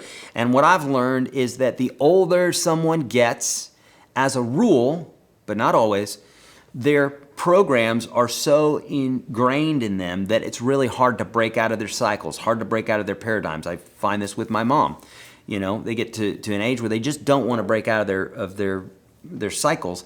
The way that you can fix that so that you don't end up like that, what I'm doing right now is I do things constantly to keep my brain going. This is important, by the way. It has everything to do with guitar. The letter that I got yesterday, the reason that veteran came to guitars, their doctor said, you've lost a bunch of memory from these multiple concussions. You need to do something like this, that, or music. And so she chose music. She chose guitar. And because of that, her mind is coming back. She's literally gone down from, I think she said 15 medications to 2 medications. Now she's also cut out meat and she's also meditating. But that's all bullcrap, we know, right? The fact that she's gotten rid of those medications is probably just placebo effect, right? Sure. Could be. Either way, she did it. She's off the medication. So as a man thinketh, so is he. So there's that too. But if you want to expand your mind, do things that you're not used to doing. I try to do as many things with my left hand now, scooping out the cat box, brushing my teeth. I wash my hands in between, but I do things with my left hand all the time. I'm constantly trying to challenge my own brain to do stuff differently than the way I've always done them, because that I don't like when I see as people get older, and it's not necessarily to do with age. I see a ton of millennials who are so set in their ways and think that they know the right way because this way isn't right, but so they know the opposite must be right, which that's not correct either. So really important to challenge yourself and to say, am I right in that? Maybe I should be looking in another direction. Okay, nothing against millennials. I birthed a millennial. She's a pretty awesome kid. Emmy's a millennial. Josh is almost a millennial. He's just 1 year out of it. Okay.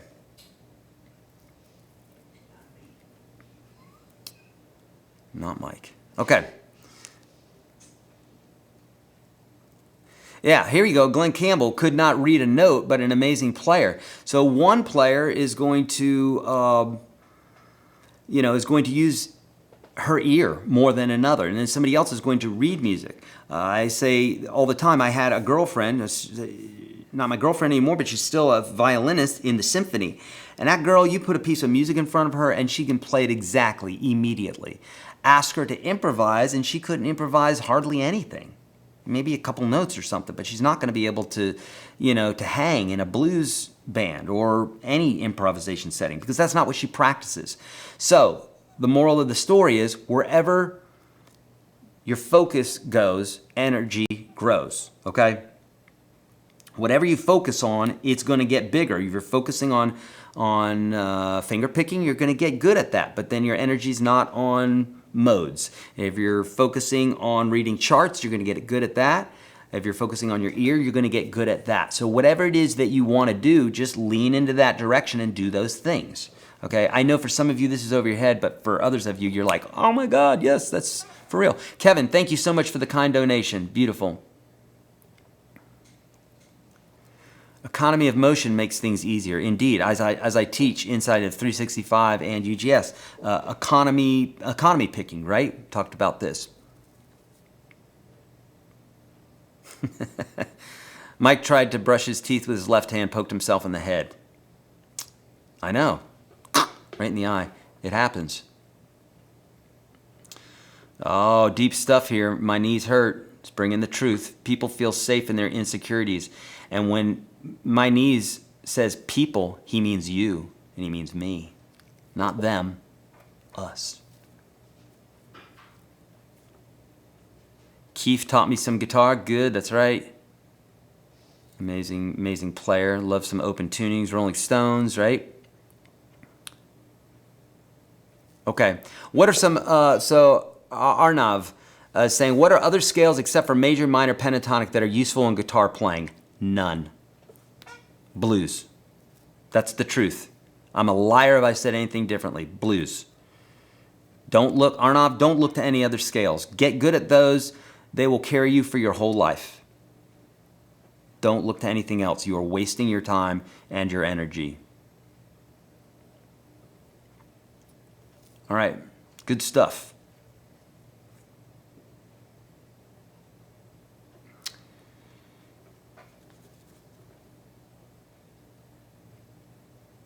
Oh, good, Drew. Okay, Whole Brain Power book is all about these concepts. Whole brain power. Yeah, I'm telling you, I didn't invent this stuff. Some of this stuff is stuff that I just knew as a kid somehow. I knew it was true, but I didn't know how. And now I read a book, or I see a video, or I see that someone's taught that since before I was born, and I'm like, oh wow, so somehow the universe brought that to me, or it was built in to me, and I believe that truth is built into everybody, but if you're covering yourself up with your own paradigms and stuff like that, then you're not going to get to them. So, but a truism's a truism, and it's just there. Whether you agree with it or not, it don't care what you think. It's just true. Thanks for these daily guitar wisdom drops. Thank you, Diego. So kind. I like the harmonic minor as well. Yes, I like the harmonic minor as well. How often will you use it? Not very often, but again, I don't think about playing. Okay, so the harmonic minor goes like this. This is E harmonic minor, so.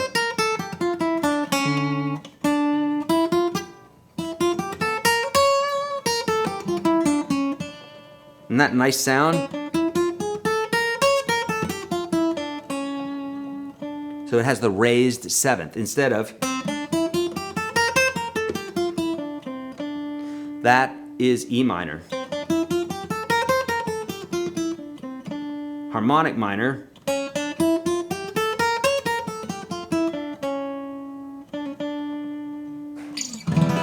So it's hold on.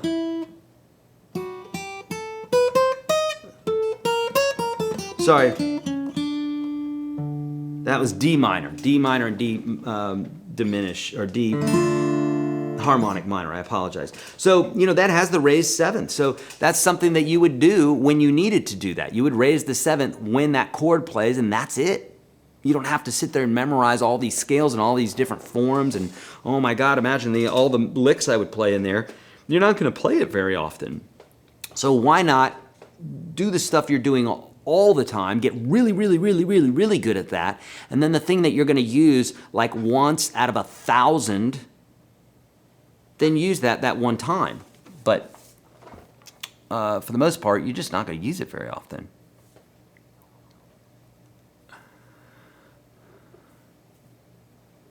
Shane, no, I'm not leaning on the guitar too heavy here, so it won't put it out of tune. No, if I was really leaning into it, but no, I just barely got my elbow on here. It won't put it out of tune. The temperature in the room will, and humidity will. Okay.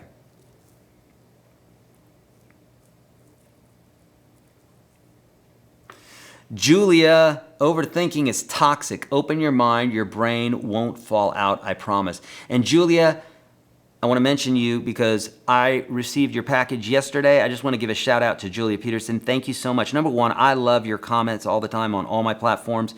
You're so kind. You're lit. You're enlightened. Sorry to piss other people off who think that that's not a thing.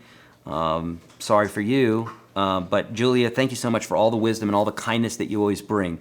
And thank you so much for the jewelry that you sent to my wife. It is absolutely beautiful.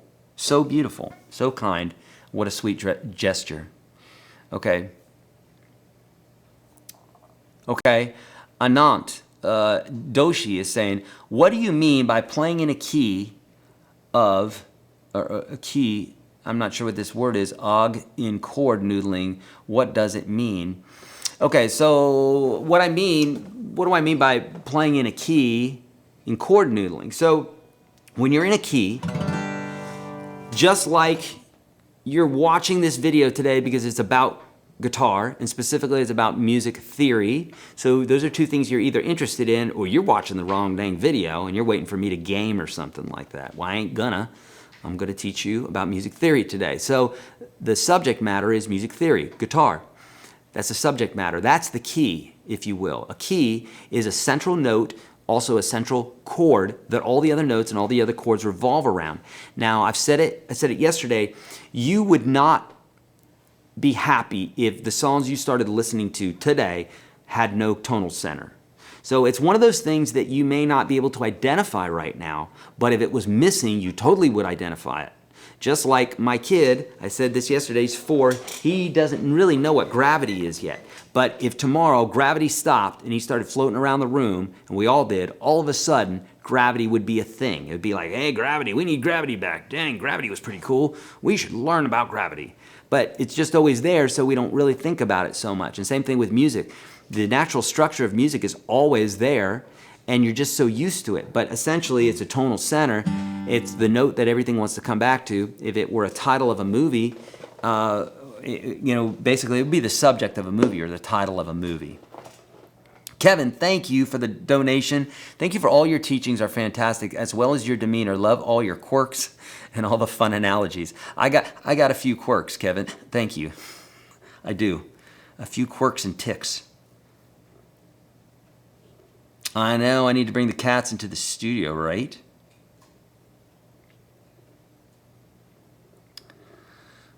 All right. All right, good stuff. Any other questions about Nashville number system? We don't have to, but I mean, anything will do, but I love that, Dennis. Yep, don't take yourself too seriously. Lighten up, set yourself free. Man, I can tell you I've lived both ways, and the more that I lighten up, the more that it doesn't mean that I'm not working hard and all the rest, but the more that I stop being up in my head, the happier I become. I just get happier and happier the less I'm up in my head and the more I'm in my heart.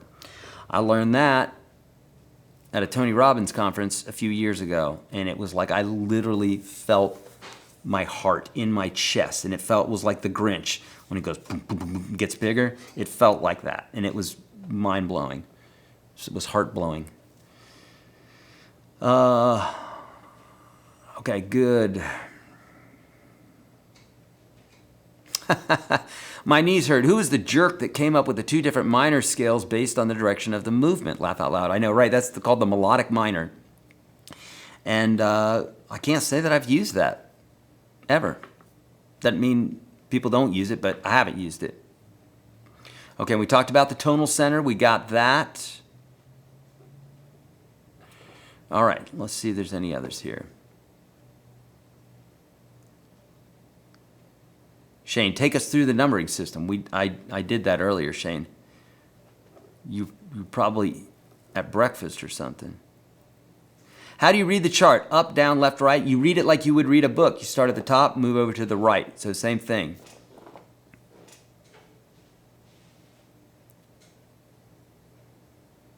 How do you hold your pick when strumming and palm muting? So I have a video for this, obviously, in the free course. in the beginner course, standard, UGS standard, third link below. You can get there by going to YourGuitarSage.com/UGS, okay? So, someone's asking, how do you hold your pick while strumming and palm muting? AKA, what someone's asking is, why does the pick fall out of my fingers? That's what that means. Because we know how to hold a pick. You hold it like that, between the thumb and the first finger. We know we don't hold it like that. Probably not like that. Probably not like that. Although Eddie Van Halen did that a little bit because he was tapping with the first finger. We just hold it like that, between the thumb and the first finger. I talk about that in detail. I don't like this method right there where you're holding it between the knuckle and the thumb because you don't really have much control, you know? And you're holding the pick at a weird angle. And it's easy for it to fly out of your fingers. So Steve, let me answer what I really think what you mean by that is, well, number one, I'll tell you how to hold it between your thumb and first finger. It's not rocket science, but I understand where you're coming from.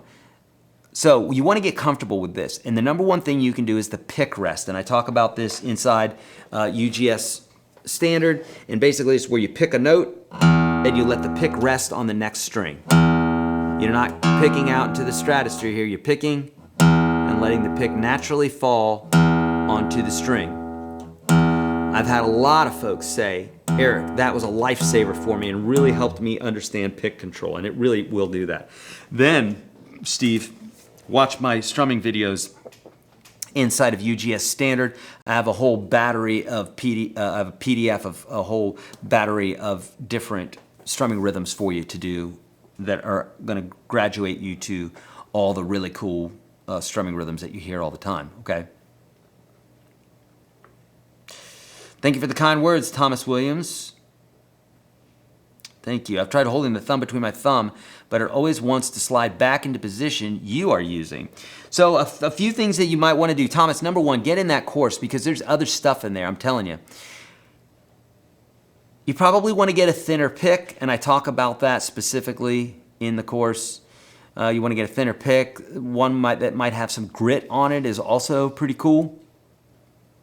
It won't fly out of your fingers, but really at the end of the day, it's all about getting used to your pick. So do this. When you get up in the morning, put the pick in your fingers and don't let go of it. I'm not joking. All day long. You're writing, have the pick in your hands. When you're brushing your teeth, have the pick in your hands. While you're eating, when you're at the board meeting, when you're doing a speech, when you're on TV, whatever, have the pick in your hand. Always have the pick in your hand because you're going to get accustomed to holding that pick. And while you're doing your other stuff, you'll start holding it the right way, and you'll be more secure with it, okay?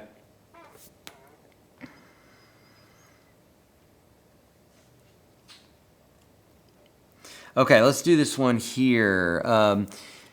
You are playing your acoustic, but I have a bending question. My finger sticks to the string above the bend, and it is like an errant pull off when I come back down. What am I doing wrong? Well, I'm gonna state the obvious. You're grabbing that other string.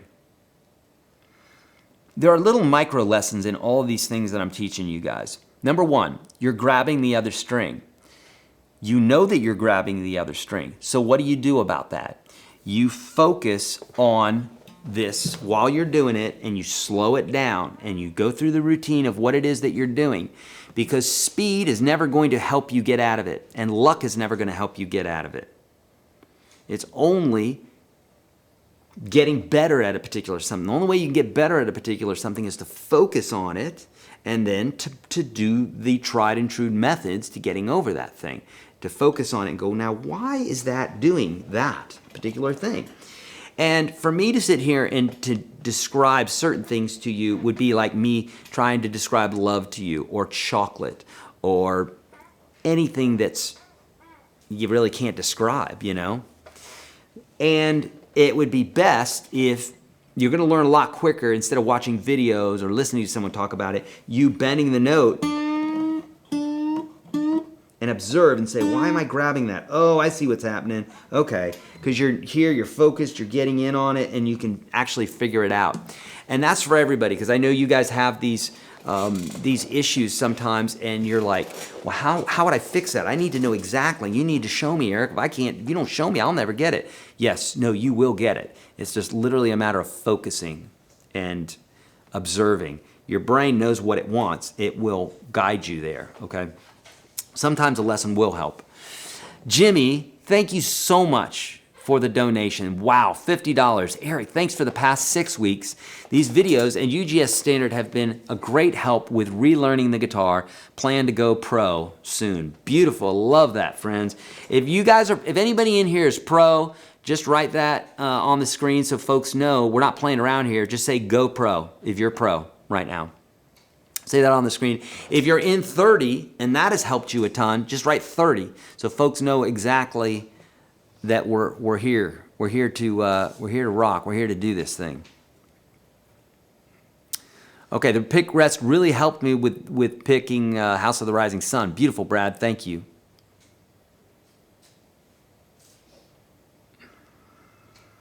Lewis is saying, what number pick is better? Lewis, go to the store and get a bunch of different ones. Get thick, get thin, get medium, because it's different for everybody, but usually as a beginner, the thinner picks are going to be more forgiving, but they're also going to be more tiring because they're so forgiving. So try a few different ones out, and again, it's like if someone said, what's the best girl for me? Well, that's even getting specific. What's the best girl for me? What if you just said, what's the best girl? It's like, for real? That's like, there's always choice, right? There's always like, well, what do you want? What do you want in life? Do you want someone who talks a lot? Do you want someone who's quiet? Do you want someone who's smart? Do you want someone who's fit? So it's like there's all these different things, and so you know what you want. Same thing with a guitar, same thing with strings, same thing with pedals and amps and everything. It's like there is no right, there's no best, there's no better. It's just what it is that you like. So I really, if I can give that to you, that liberty, that freedom to start making these choices up yourself, then you can focus on the stuff that I really can help you with.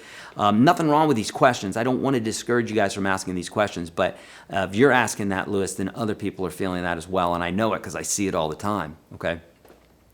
Good. Oh, yay, look at all these pros. Beautiful, beautiful. Love it, love it, love it. Amazing. Yes. A lot of folks going through 30, planning on going pro. Beautiful. Okay, Brother Mike is saying, in the key of E minor, how does the number system work?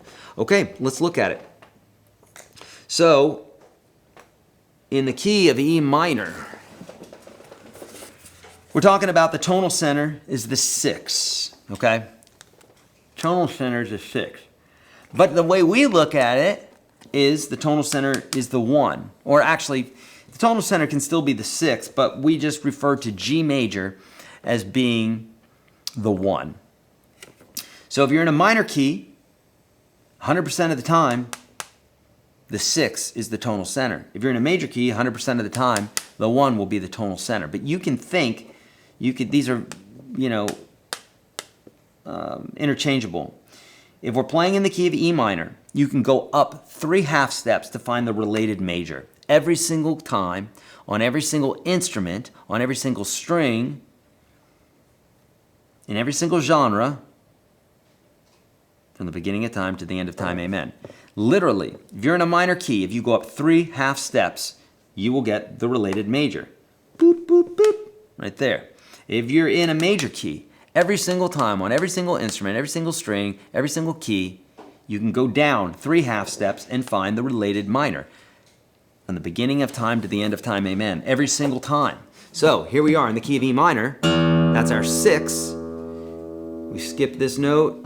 Here's our 7. And here's our 1. So we think about it like we're in the key of G.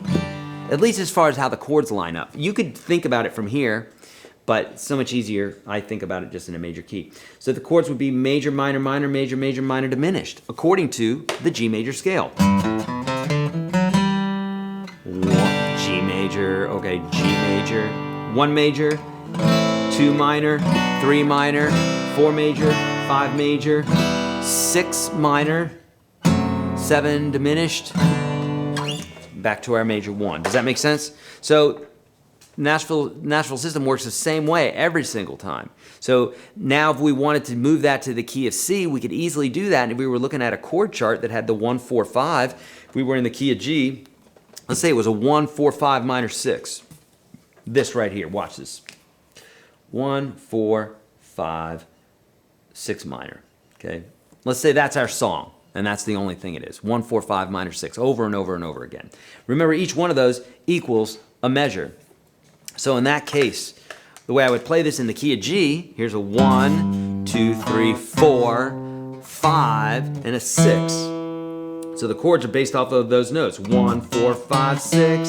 So 1 is a G major, 4 is the C major, 5 is the D major, 6 minor is the E minor. So then my 1, 4, 5, 6 minor. If I was in the key of C, I would do the same thing, except I played the C major scale, 1, 2, 3, 4, 5, 6, 7, 1. And so my C would be the 1, my 4 would be an F, my 5 would be a G, and my 6 minor would be a minor.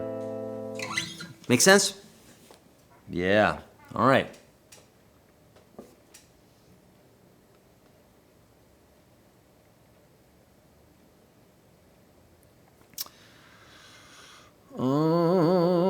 Yeah. Okay. Rick, the doctor told me no more red meat. Can you imagine what that will cost me in food coloring? Nice. I used to have wicked arthritis, Rick. I got rid of red meat. I got rid of meat, and my arthritis went away. Lots of things went away. A lot of bad things went away when I stopped that. Ah, Denise, you're right. Don't stress over food. Just eat fruits and vegetables, exercise, meditation, music. Indeed. Uh-huh.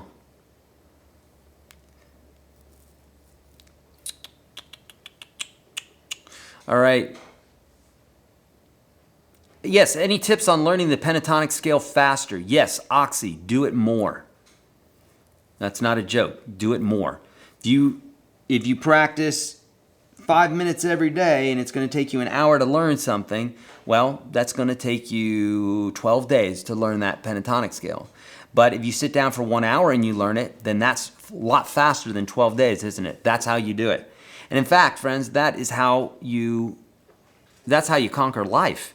We all have the same 24 hours in a day. So if you really want to get more time, you're not going to get more time, but you're going to be doing more with your time by turning the television off and not surfing on Facebook anymore, maybe not gaming. No judgment. You do whatever you want. I'm just saying if you want more time. I found that to be super, super helpful for me.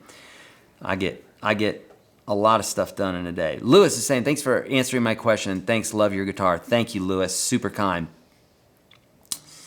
Yes, my knees hurt. Yeah, well, we're going to talk about the caged system and bar concepts tomorrow.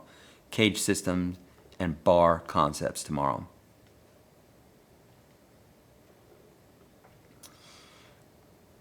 Okay. Okay, Hell's Bells. I got lost on that one. Arrow to 6 minor isn't the F. No, it's not. It's G in a major key. E minor is not the same as F. You're correct.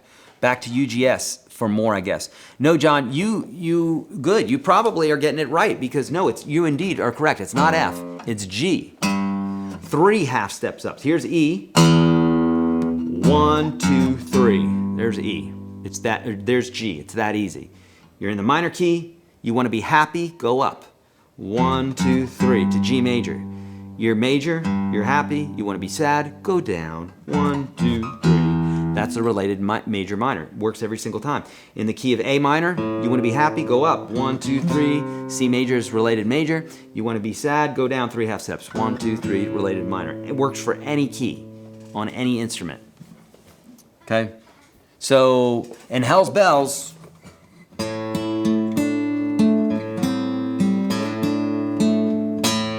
I would say that's in the key of A minor. Yeah, it's not in the key of E minor.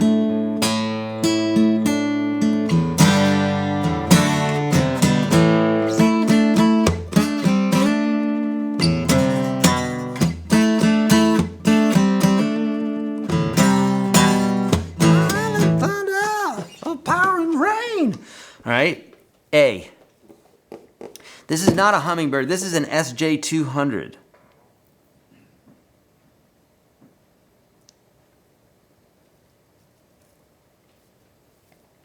Okay, what is your favorite strumming pattern? My favorite strumming pattern is 1, 2, and 4, and 1, 2, and 4, and. That's the last strumming exercise, level 5, in the strumming video that you get today for free with 30 plus other videos, third link below, YourGuitarSage.com/30.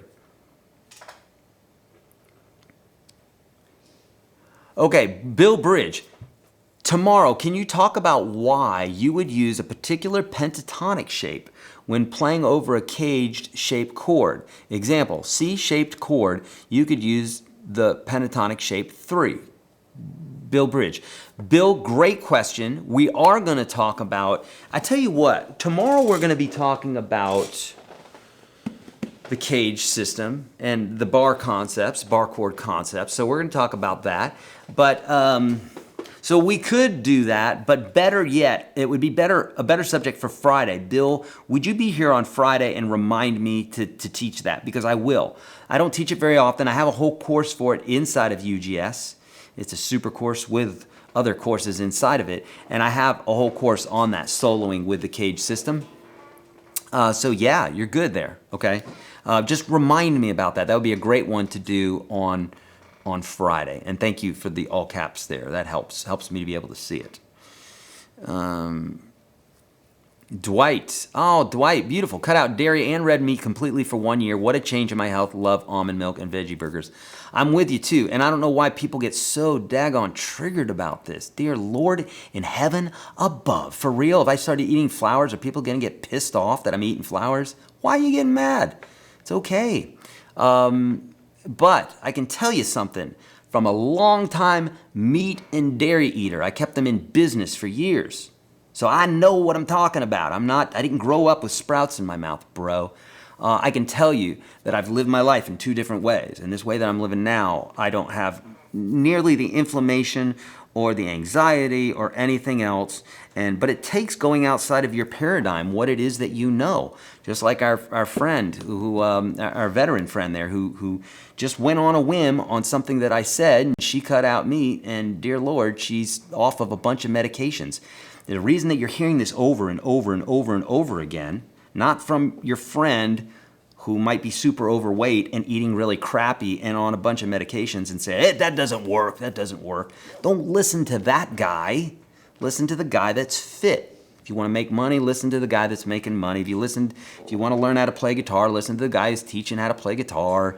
If you want to get off of alcohol, listen to someone who's gotten off of alcohol. It's not rocket science. I didn't invent this stuff. I'm just passing it on because I care about you. Like, I do. I just care about you. I care about other beings. That's why I'm here. I've read the Plant Paradox book. I have read it, and there's mixed science there, but whatever. You gotta be on your own journey. You gotta do the research yourself, right? Okay.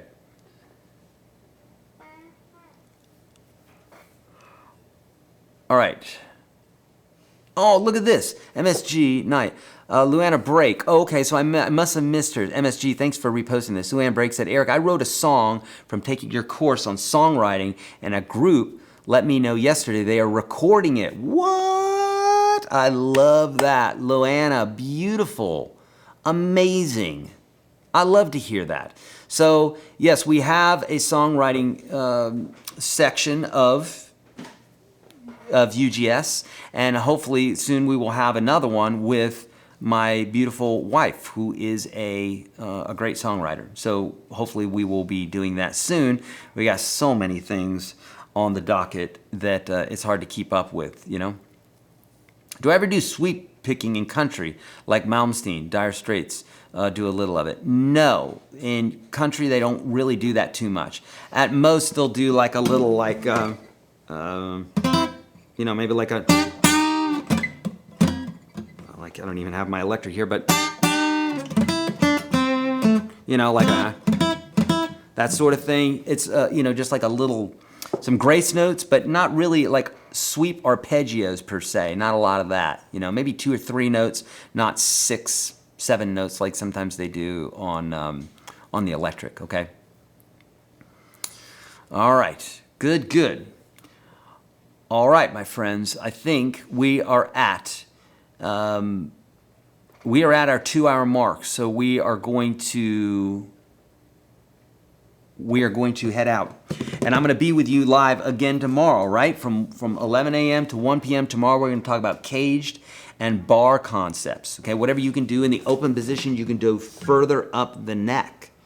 Okay, this is something that if you understand this, if you truly understand it, what that means, my God, I mean, everything just opens up. Each one of these concepts opens up to a whole new portal of possibilities. And if you walk through it, you're going to be like, holy cow, this stuff is remarkable. So join me tomorrow. We'll talk about caged and bar concepts, the cage system, remarkable. I have a video for it. If you want to, prep for it, search YourGuitarSage Caged. If you're in UGS, watch the cage system that I have for you, and also the bar chords video. On YouTube, search YourGuitarSage bar chords, and I have videos for you on that as well. All right. Okay, friends, love you so much. Thank you so much for the kind donations. Thank you for the beautiful questions today. You guys rule. If you have not already, go ahead and give this a thumbs up and share this out with the peeps on the web, and subscribe, hit the notification bell.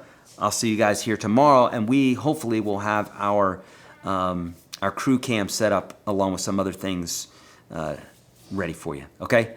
Love you. Thank you so much. See you tomorrow, 11 a.m. to 1 p.m. See ya.